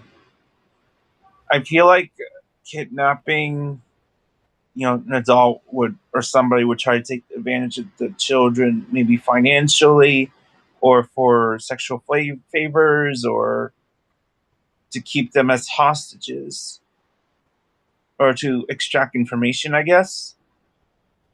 I mean, I want to talk about social media. I think the unfortunate part about children using social media is a lot of kids or children would rely on accepting people's friends' accounts just because, especially when someone impersonates someone else to be that person, but it turns out to be someone else. A lot of children are falling in the trap of it. They may find a picture of someone they know, and whenever they accept it, it turned out that someone else is using that or created the duplicate account without actually knowing. And whenever kids give out personal information or they try to lure the children, they would just listen to them, and something unexpected happens. Hmm. Yeah. I mean, is that normal? No. And a question to you, Evan. Why is it that people kidnap others? They kidnap because like they're desperate to get something that they want. They end up oh, it's something positive, and they end up like thinking that like kidnapping someone is like a good way to like get it, when really it's not. It's like against the law. It's illegal. Like it's a bad thing to do, and it's illegal. It's illegal. Right. Yeah. Um. I guess like kidnapping, as Kevin said, it occurs amongst kids, but it also can occur amongst adults. And I think people kidnap kids other than rather than adults is because kids don't know any better, and kids could be they could be tortured, abused, all those things. While an adult can have common sense, it's just that they can be able to resist. I think when it comes to kids, is that sometimes they target kids because they're more they're not really big or strong enough to like fight back.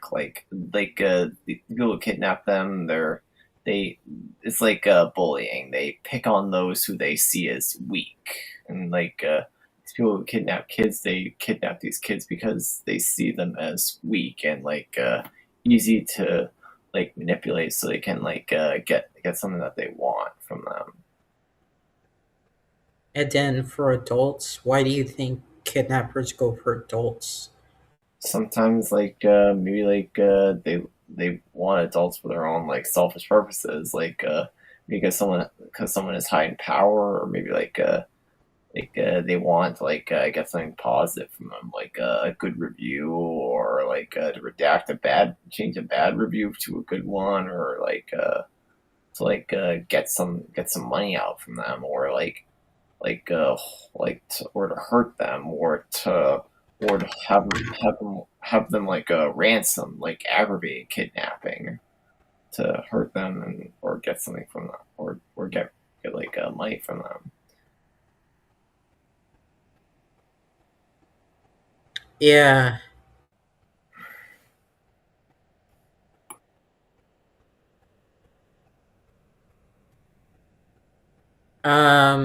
What I'll ask is then how would you prevent a kidnapping? I'm not sure. I'm not really a strong person, but I'm not really that strong of a person, really. Well, maybe in a different way, how would you advise someone to avoid being kidnapped?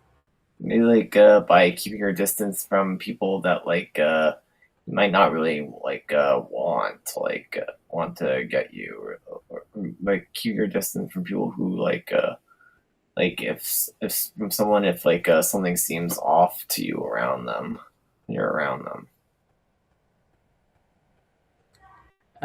Yeah. Um, Kevin, Sorry, what was the question? how would you advise people to avoid being kidnapped? I would say trust someone that you know.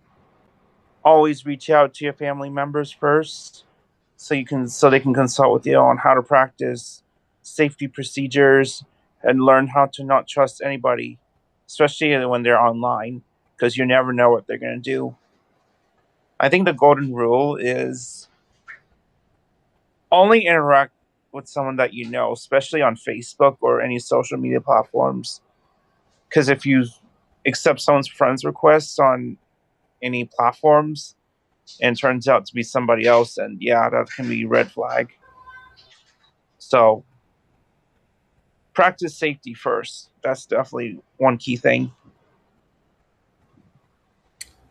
Yeah, and that's what, like, I would say, like, just avoid people you don't know. Right. Then also like make sure that make sure that you don't get into people that you don't know. Also, make sure you let your parents know of everything if you see something suspicious and everything like that. And also, you can let the police know just in case you see Right. something suspicious or whatever. Now the final topic is homicide. Homicide is like murder, where one on one, right? It Um, is. I guess like there are different kinds. First off, there's like murder where it's intended.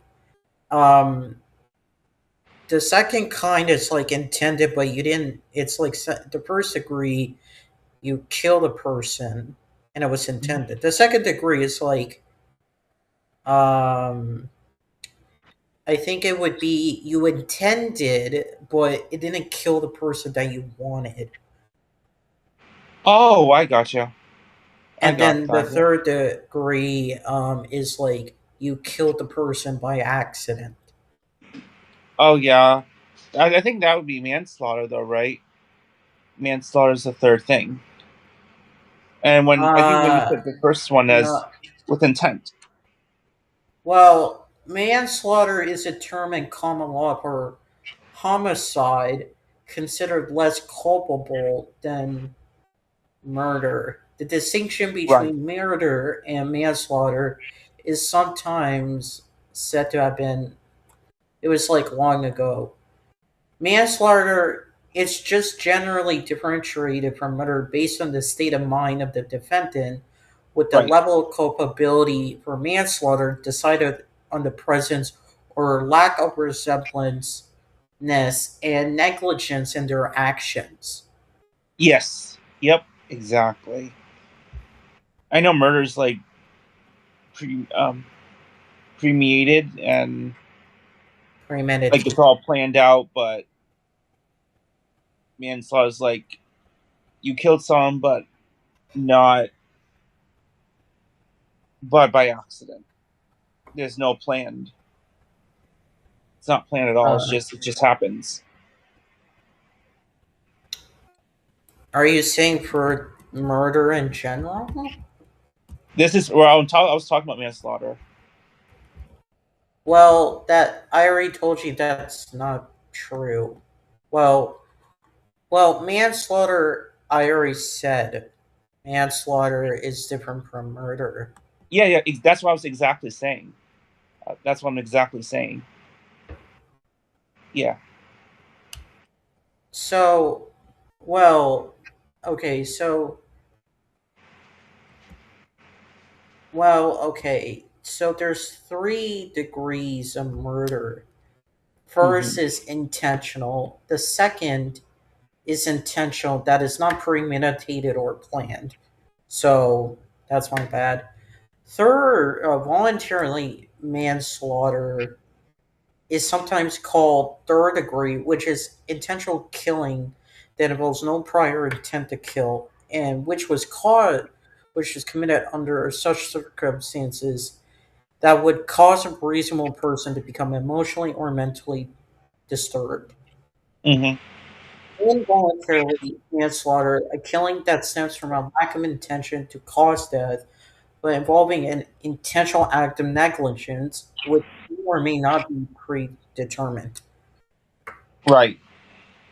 Yeah, leading to that. So, yeah. Um. Yeah, it is unfortunate.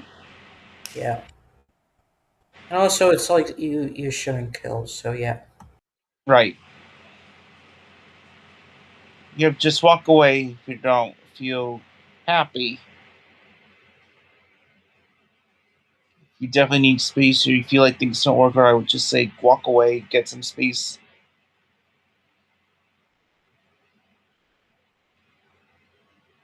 Yeah, and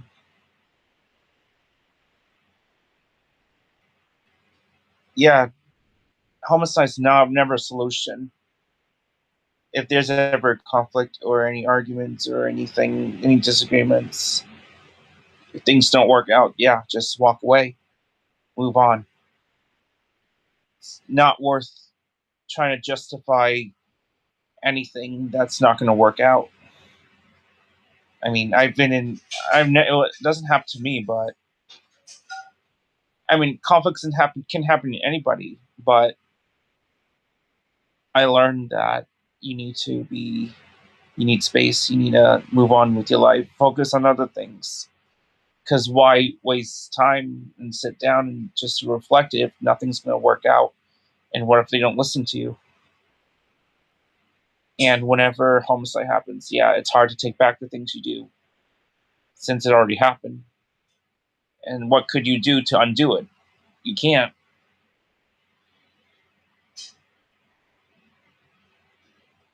Yeah, I don't get why homicides happen, but yeah, ultimately it's not the solution.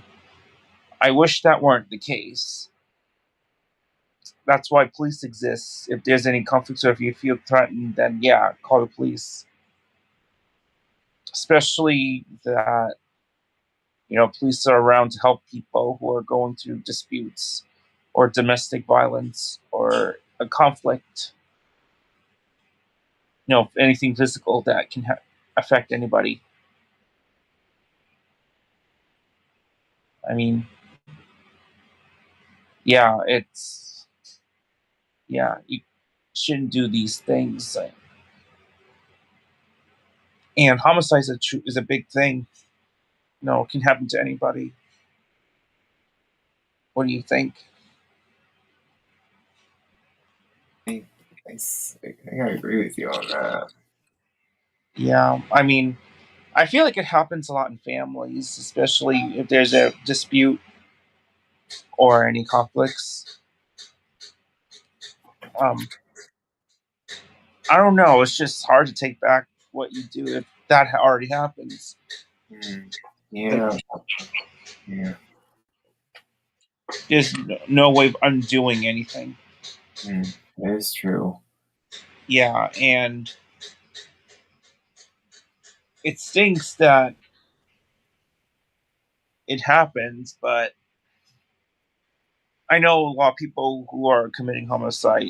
I'm pretty sure that they may regret the actions that happened in the past, but yet it already happened. It's too hard to take back the things you do. Um, yeah, I'm not sure what else. What do you want to say? Or how? I guess how can you help prevent homicide?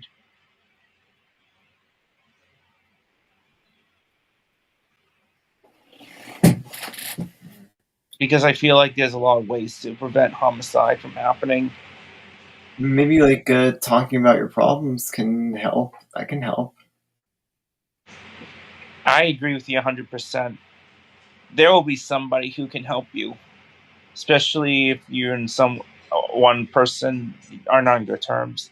There can always be somebody that you can consult with. I mean, one of the first things I could do is consult with a family member, like a parent or a sibling, or any of your relatives. I think they're very valuable in taking the time to listen. But it never hurts to really reach out to your friends or any professionals afterwards as another alternative, yeah, there'll be somebody who can help you, especially if you're a victim or someone who's or attempted homicide.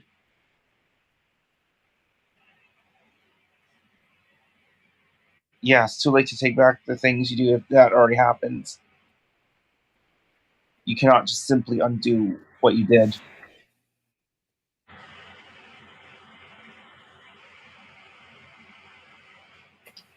Yeah, it's. Sorry, go ahead.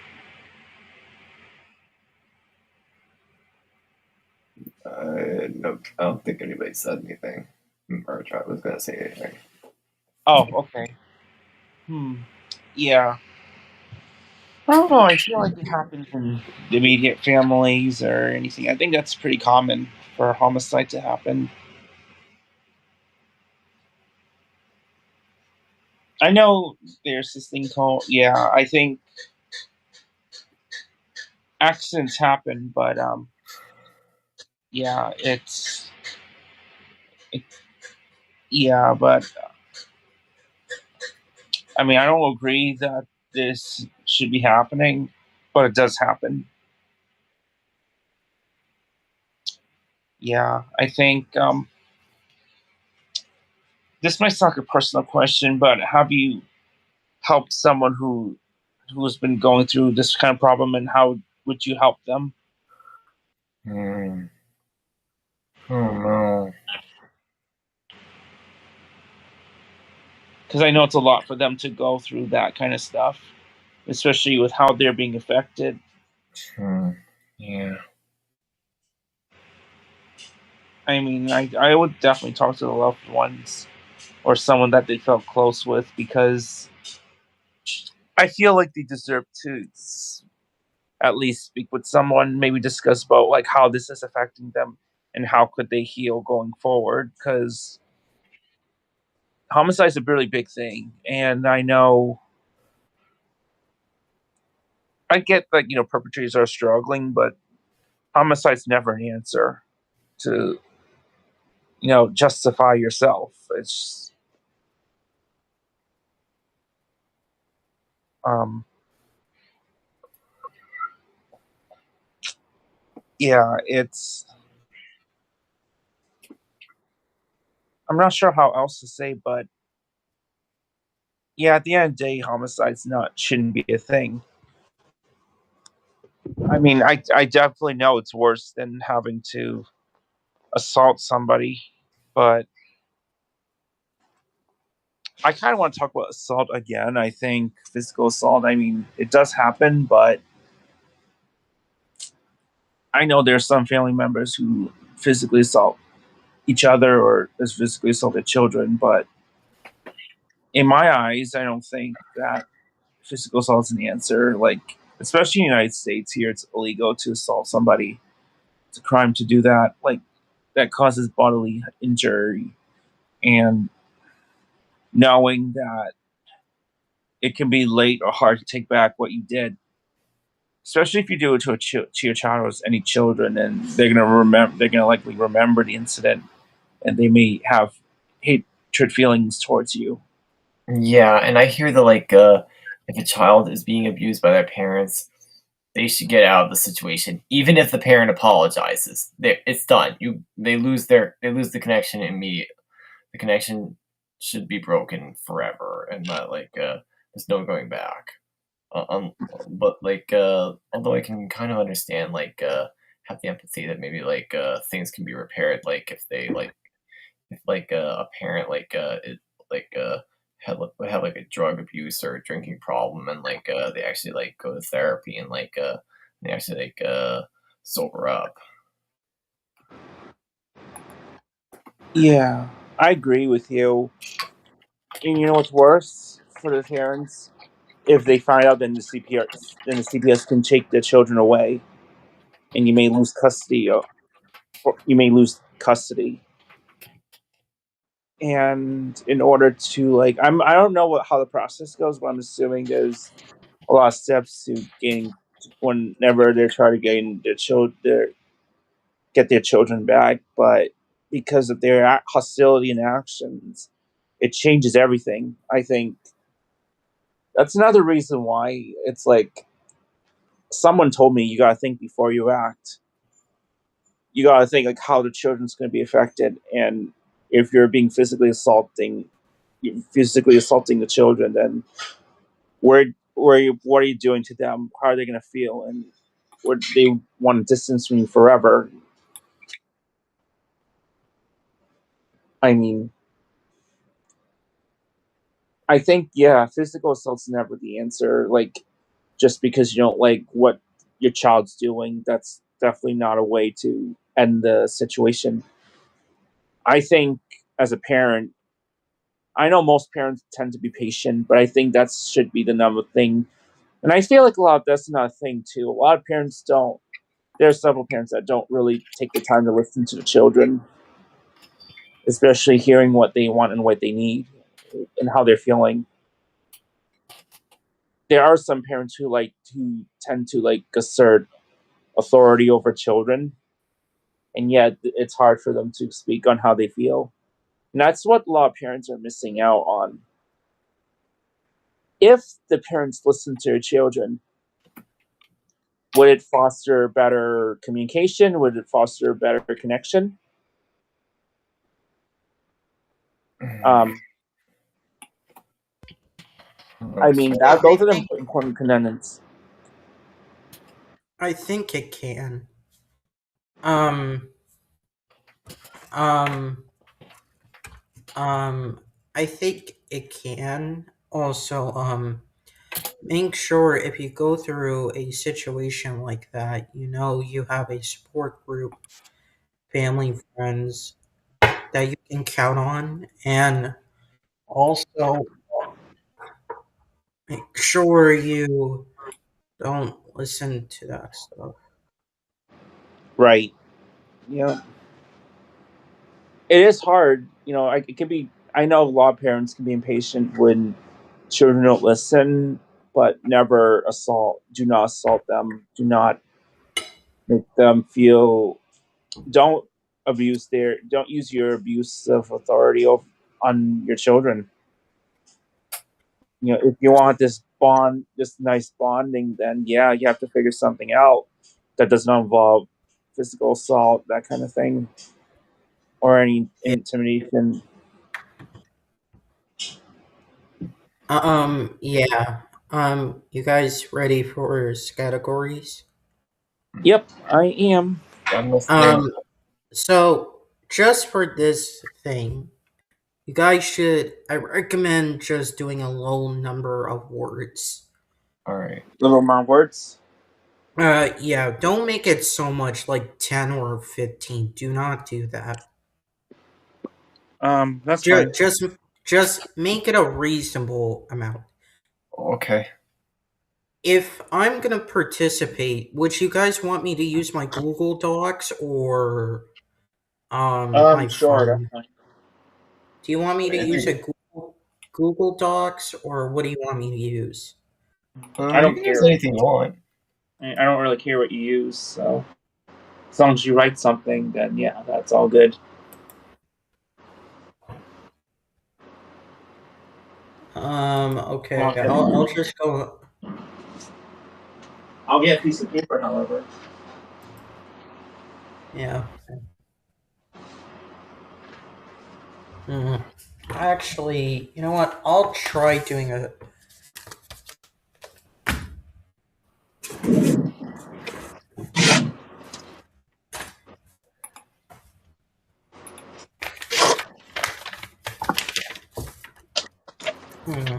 Okay, I could.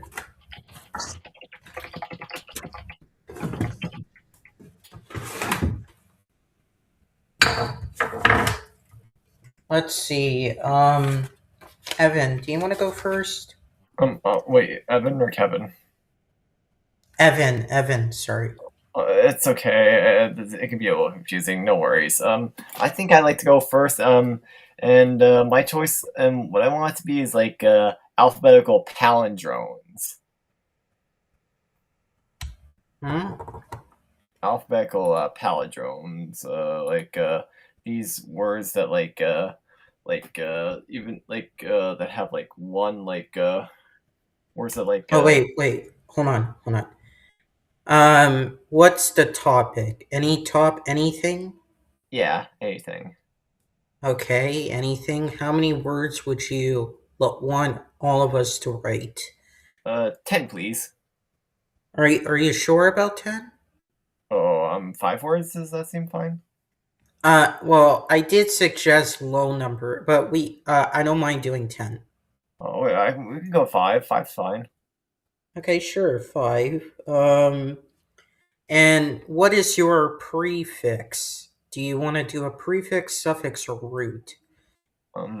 No, it's just like alphabetical palindromes, like words that would say the same thing even if they were backwards. Uh, Kevin, what does that mean? Oh, you're muted. You're muted.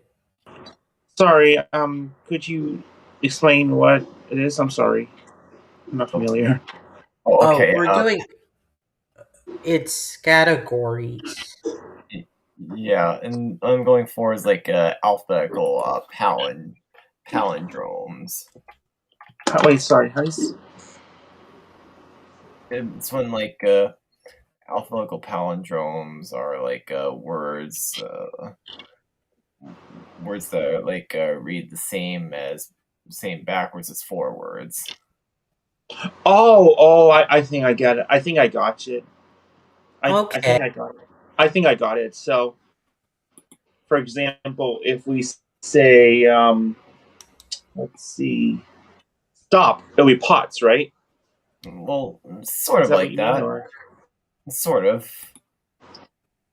Oh, okay. That's actually cool. We could try. Maybe we could do that as one round if you want. Yeah, sure. Well, okay. I will allow this, okay? So for the next round, it would have to be a prefix, suffix, or root. Just saying. All right. I'll try Okay. it. I'll Okay. try it as well. All right. So just to clarify, it has to be a word that you can say forwards and backwards. Yeah. Okay. And the words have to be in order, right? The letters have to be in order, right? I'm not sure. Or can it be? So, if you have like 4 letters, like for example, I'm not going to use this word. If I have the word lead, right? Can I use the same 4 letters in that? It does have to be the word deal, or can I mix up the letters to make a different word? That's a tough one. I was thinking words like pop, like spelled backwards as pop. Okay, I got it. Gotcha. I got it. This is interesting. Let's see. Make sure. Well, this is interesting. This might be something I use every once in a while. So good idea, Evan. Thanks.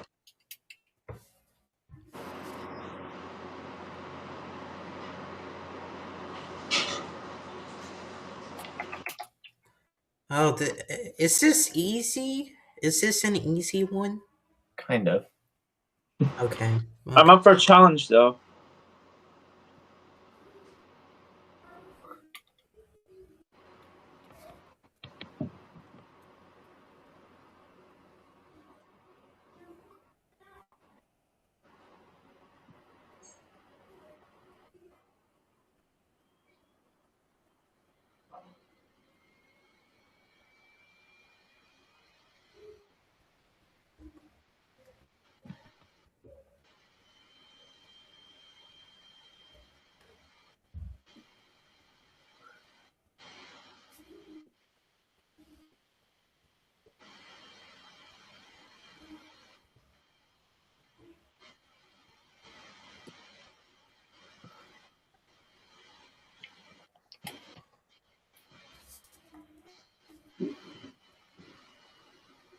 Oh, this is actually interesting.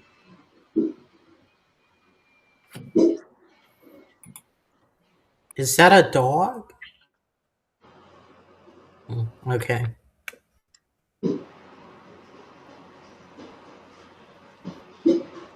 Hey, Evan, are you doing it about the Nothing's Impossible Baseball Friday? Nice. Do you think you need a ride, or you got a ride? I think I might have a ride, but I'll let you know if that changes. Okay, let me know.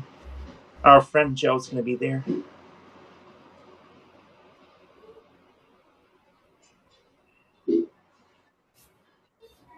Fine.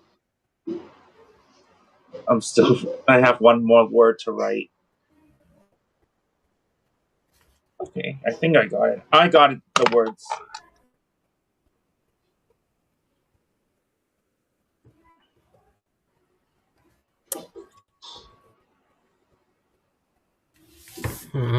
I got 5. I think I got it, yeah. Alright, should go does first? everyone... Evan, do you want to go first? Yes. Okay. First one, Dad. Nope. No. Second, Mom. No. Third, Wow. Oh, I get it. Oh, okay, I got it. Yeah, I understand now. Yeah. Sorry. Fourth one, Bob. Bob? Nope, I do not have that. And the final one is Dud.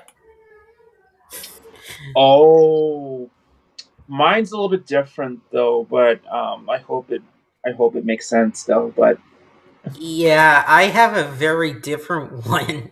I don't know if I did it correctly. It's alright. Just do the best you can. okay. Kevin, you can go first. All right. It's way different from what Evan had idea is, but I have pots, POTS. I know you could write stop, but pots. I don't know if that counts though. I have pot. I don't think that counts then because I have an S. Okay. I have bat, but you could write tab or something. Right. I have name. The letter's gonna be off NAME, but the sequence of letter might be word. But I could write it as mean, but I wrote name. Is that what you're talking about, Evan? Kind of like that, or? I was kind of referring to like Is it like a syllable? Symmetry? What? Like No, so. I think he was referring to like if you spelt out a word, if you flipped certain letters, it like let me if you said pots, right? Right. If you flipped it, it would be SPOT. Or stop. No, what was your first word? Pots. POTS. So if you flipped it, what would it be? Would it be stop? Yes. Okay. Is that what you mean, Evan, or are you thinking? Are you trying to write the word that has the same consonant as the first letter in the last word? Say pop with it backwards. It's pop. Oh. Okay. Well, I'm sorry, then, I misunderstood. I misunderstood. I misunderstood. Did me and Kevin fail then? It's okay. I don't really count it because like it was just you told me it was like you didn't really understand, so that's okay. I'm not really counting it too much, so I'm not really counting it. So Okay, thanks, Evan. no problem. All right. Kevin, what are the other words do you have? So the last two words I have is left, but I could have written, but it could be. It's not flipped as felt, but I wrote left. Okay. And I have bus, which could be flipped as sub. Okay. Maybe to change it, if you flip it, it would still have to be a word. How about that? All right. I think that's a better way of putting it. Would you guys agree? I can understand where you're going at with that. Yeah. So my first word is pot. If you flipped it, it's top. Right. Yep. Tap, if you flipped it, is pat. Right. Right. The third one is rap. If you flipped it, it's par. Okay. Fourth Yep. one is sap. If you flipped it, is pass. Well, PAS. Okay. Cap is the fifth word. If you flipped it, it's POC or PAC. Gotcha. So I think to make it easier, you would have to write a word, and then if you flipped the ends of the word, right, it would still have to be a word. Okay. I think technically Evan got the point. Technically Evan got the point. Yeah, I mean, yeah. So Evan has a point. Technically, we all got one. If you go by what I said, Yeah. right? Right. But Let's just be fair and say everyone got a point. okay, that's fine. Right. So we all got a point. Good job. Kevin, you can go next. All right. I will also do 5 words. The topic can be about anything. I would like my first word prefix. Mine would have a prefix, and the first letter of a word or a name starts with the letter. Let's see. R. Wait, so 5 words. The first one has to start with the letter R. Oh no! So all 5 words have to start with the letter R. Oh, okay. Yep.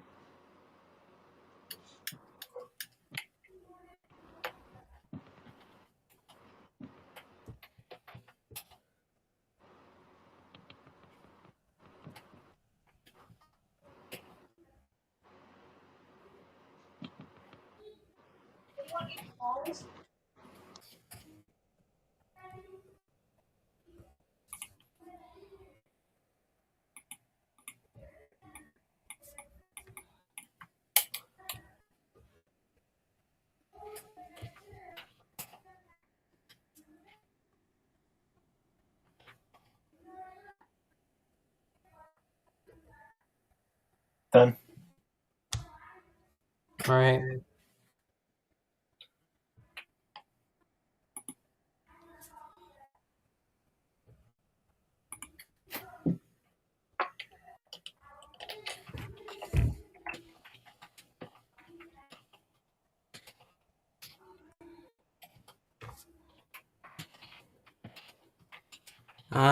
I think I'm done as well.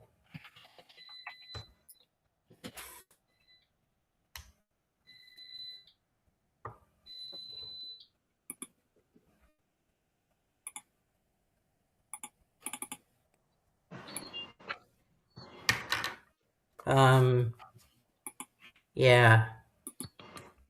I'm done with my 5, Kevin. Okay, I have 2 more left. I had to step out.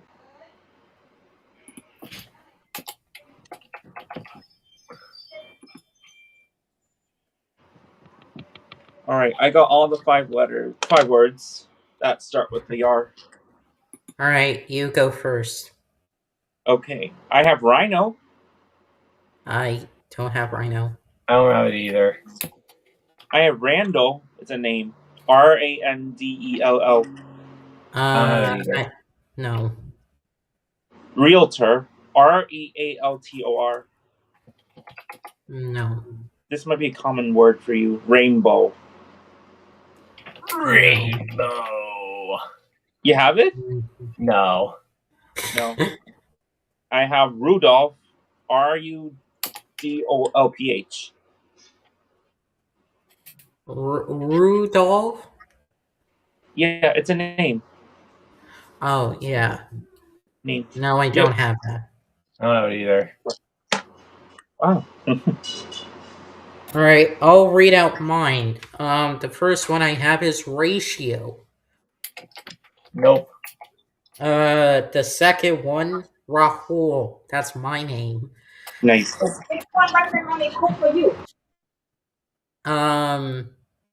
Third one is Road. Road. Nope. Okay, fourth one, Round. Round. You don't have Round? Alright, okay, Rough. Nopatori. Alright. Okay. Evan, what are your 5 words? Robots. Rotor. Robust. Rent. And rebellion. They all got the point. Alright, I'm gonna do 8 for this one. Alright, our topic, I guess, will be... Let's make this a good one. Let's make the topic about help. Oh.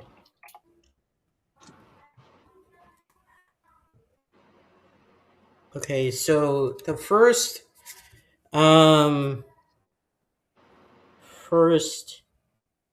4, right? There will be a prefix of there will be a prefix of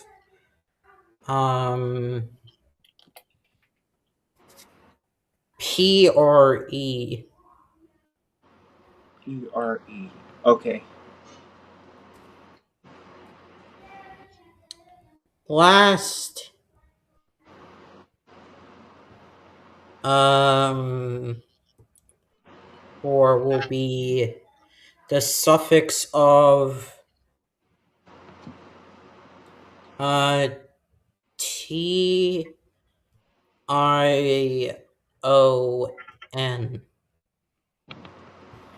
Okay. Gotcha. Good luck. Wait, 4 words for. Wait, the first 4 words are pre for prefix, and other 4 are suffix with shun, TION. Yes.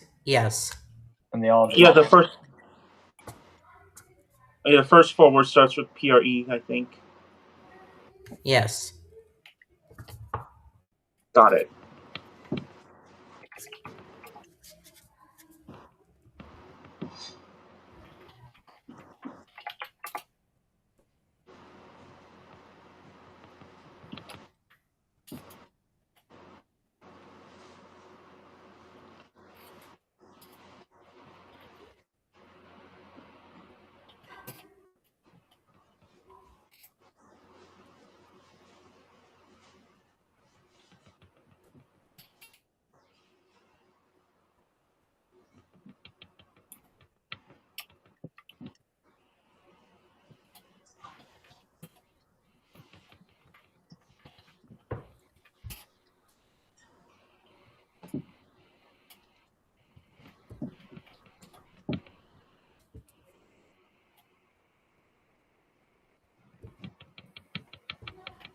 Okay, I got all the 8 words.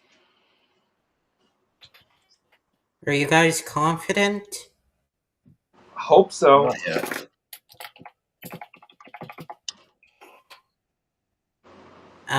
Okay. Kevin, do you have any planned out for this week? Tuesday and Wednesday, I heard it's going to be raining, so the concert might be canceled. I'm not sure if Zumba's going to be canceled, but I know Friday I'm going to Nothing's Impossible Baseball. Saturday, I'm not sure what I'm going to do on Saturday, but Sunday I'm thinking of going to the North End in Boston. Yeah. How about you? I'm Done. not sure. At least you got your passport, right? Situated. How about you, Evan? What are you going to do for the rest of the week? I don't In the know. week?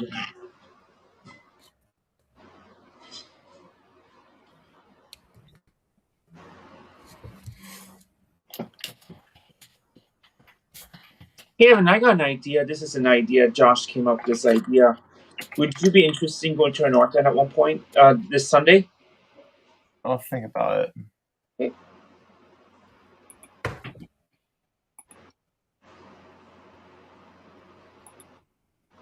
I have 2 more words. Wow.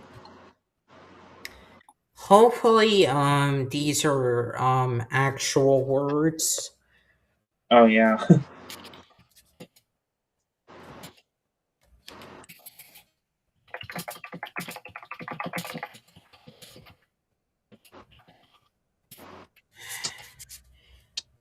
Oh, Evan, I think in October, November, your class is going to do a high school reunion. Yeah. Yeah. Yeah. Must be excited. Yeah.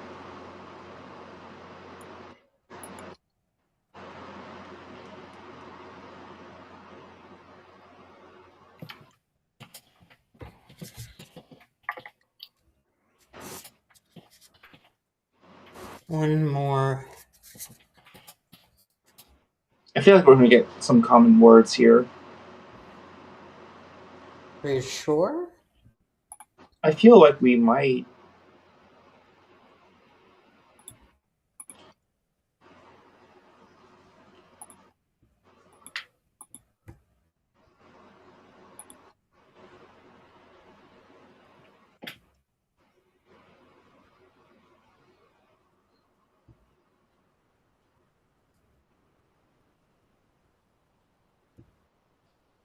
All right. I am done. All right. All right, I'm going first, correct? Sure, that's fine. Yeah. All right. First one, preface. Nope. Second one, pre-care. No. Third one, pre-form. Nope. No. What now? Pre-form. No one has pre-form, right? Nope. All right. Premeditate. No. You said premeditate? Yes. I actually have it. Oh God. I told you I might have some words in common. Okay. All right. Creation. Nope. No. Meditation. I No. have it. Ooh. Intimidation. Nope. No. Nope. Classification. No. Okay, so I have 7. Kevin, you have 7. Yes. Evan. All right. Mine is action. Medication. Wait, sorry. Wait, No. It's prefer. Prefer? Nope. No. Nope. Preference. No. Predict. Nope. And preserve. Nope. Okay. And then the other ones are action. Nope. Okay. Medication. Nope. Is the meditation one. And last but not least, completion. Nope. Wait, you have meditation or no, Yeah. Evan? No, I don't have meditation. I had premeditate. Oh, wait. Evan, you said you. Oh, I have wait. premeditate. Evan, can you say your TOION words again? Um, um, Action, medication, meditation, completion. Oh, I have meditation as Me too. well. Okay, so cross that out. Um, Kevin, your words. All right, I can read all the words that haven't been crossed out. So I have preposition, preoccupied, preparatory, and the last four words: hallucination, attention, mention, and collaboration. All right, so you and Evan get a point. So, all right, I'm gonna do a quick 30-second overtime round, okay? All right. So you have to write words that start with the letter okay. PRA. Write down PRA. PRA. Okay. You have to write down letters that start with PRA. You understand? Yeah. All right. 3, 2, 1, go.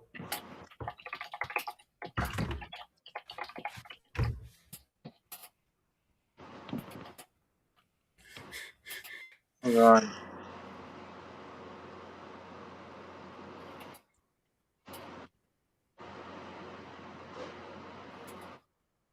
Can't think of any more.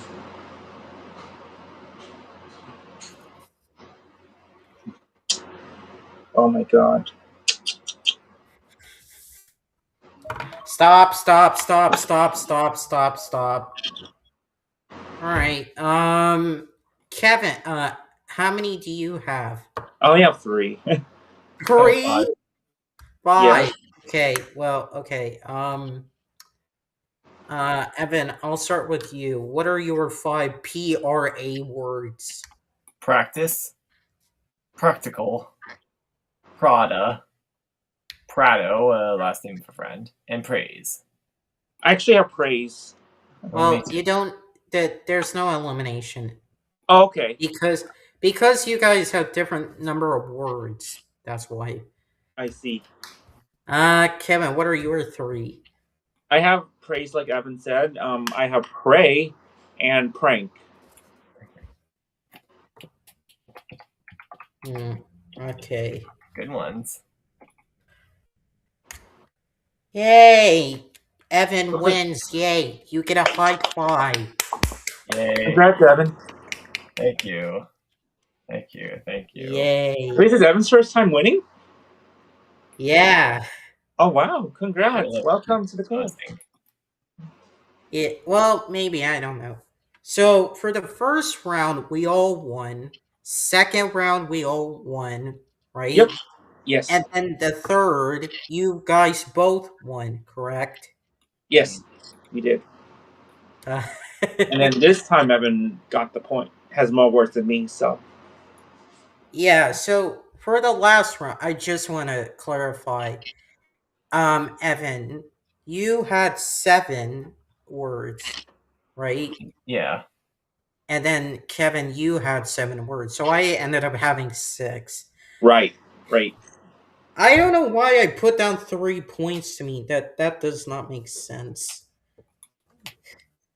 Either way, Evan, how does it feel you won? I felt good. Yay. Alright, alright.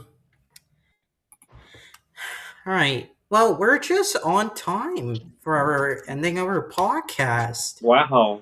Turn on the air conditioner. Yeah. Let's end this. Evan, do you want to say anything before we end the podcast? Well, it was pretty nice to be here. Yeah. Yeah, it is nice to be here. At least we're ending on time. Yes. Yeah. I do want to take a picture with all of us, so All right. hang on tight. All right. After I end this session. Okay. All right, that's fine. Yep.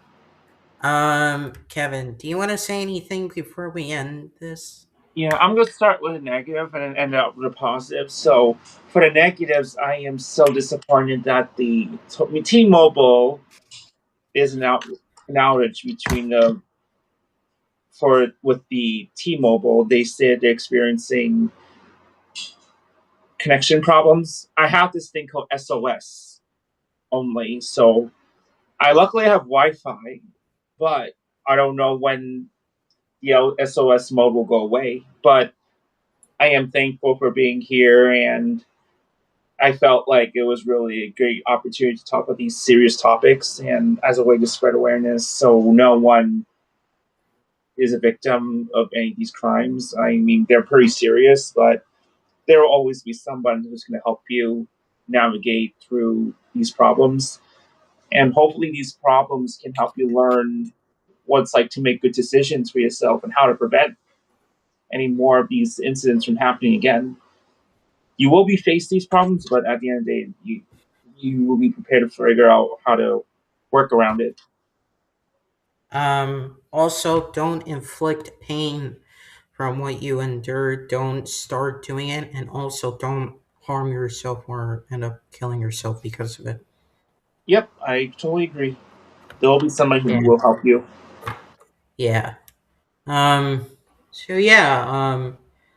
Thank you guys for learning about this topic. It does really mean a lot to us. Let us know what you guys want to talk about next, and we'll see you guys in August. The first podcast in August, right, guys? Yes. Which Hopefully, yeah, and hopefully the heat advisories go down, and I do not have heat boils, and I can have some cold fucking water, please. Right? yeah, mine's already cool. The area we live is already cooled down. It was hot earlier today where we live. Today is, what is it, 93 with a heat advisory. Wow. Yeah. Alright. Thank you guys for watching. Y'all are legends in my book as well as for me. I will see you guys next time. Thank you and bye.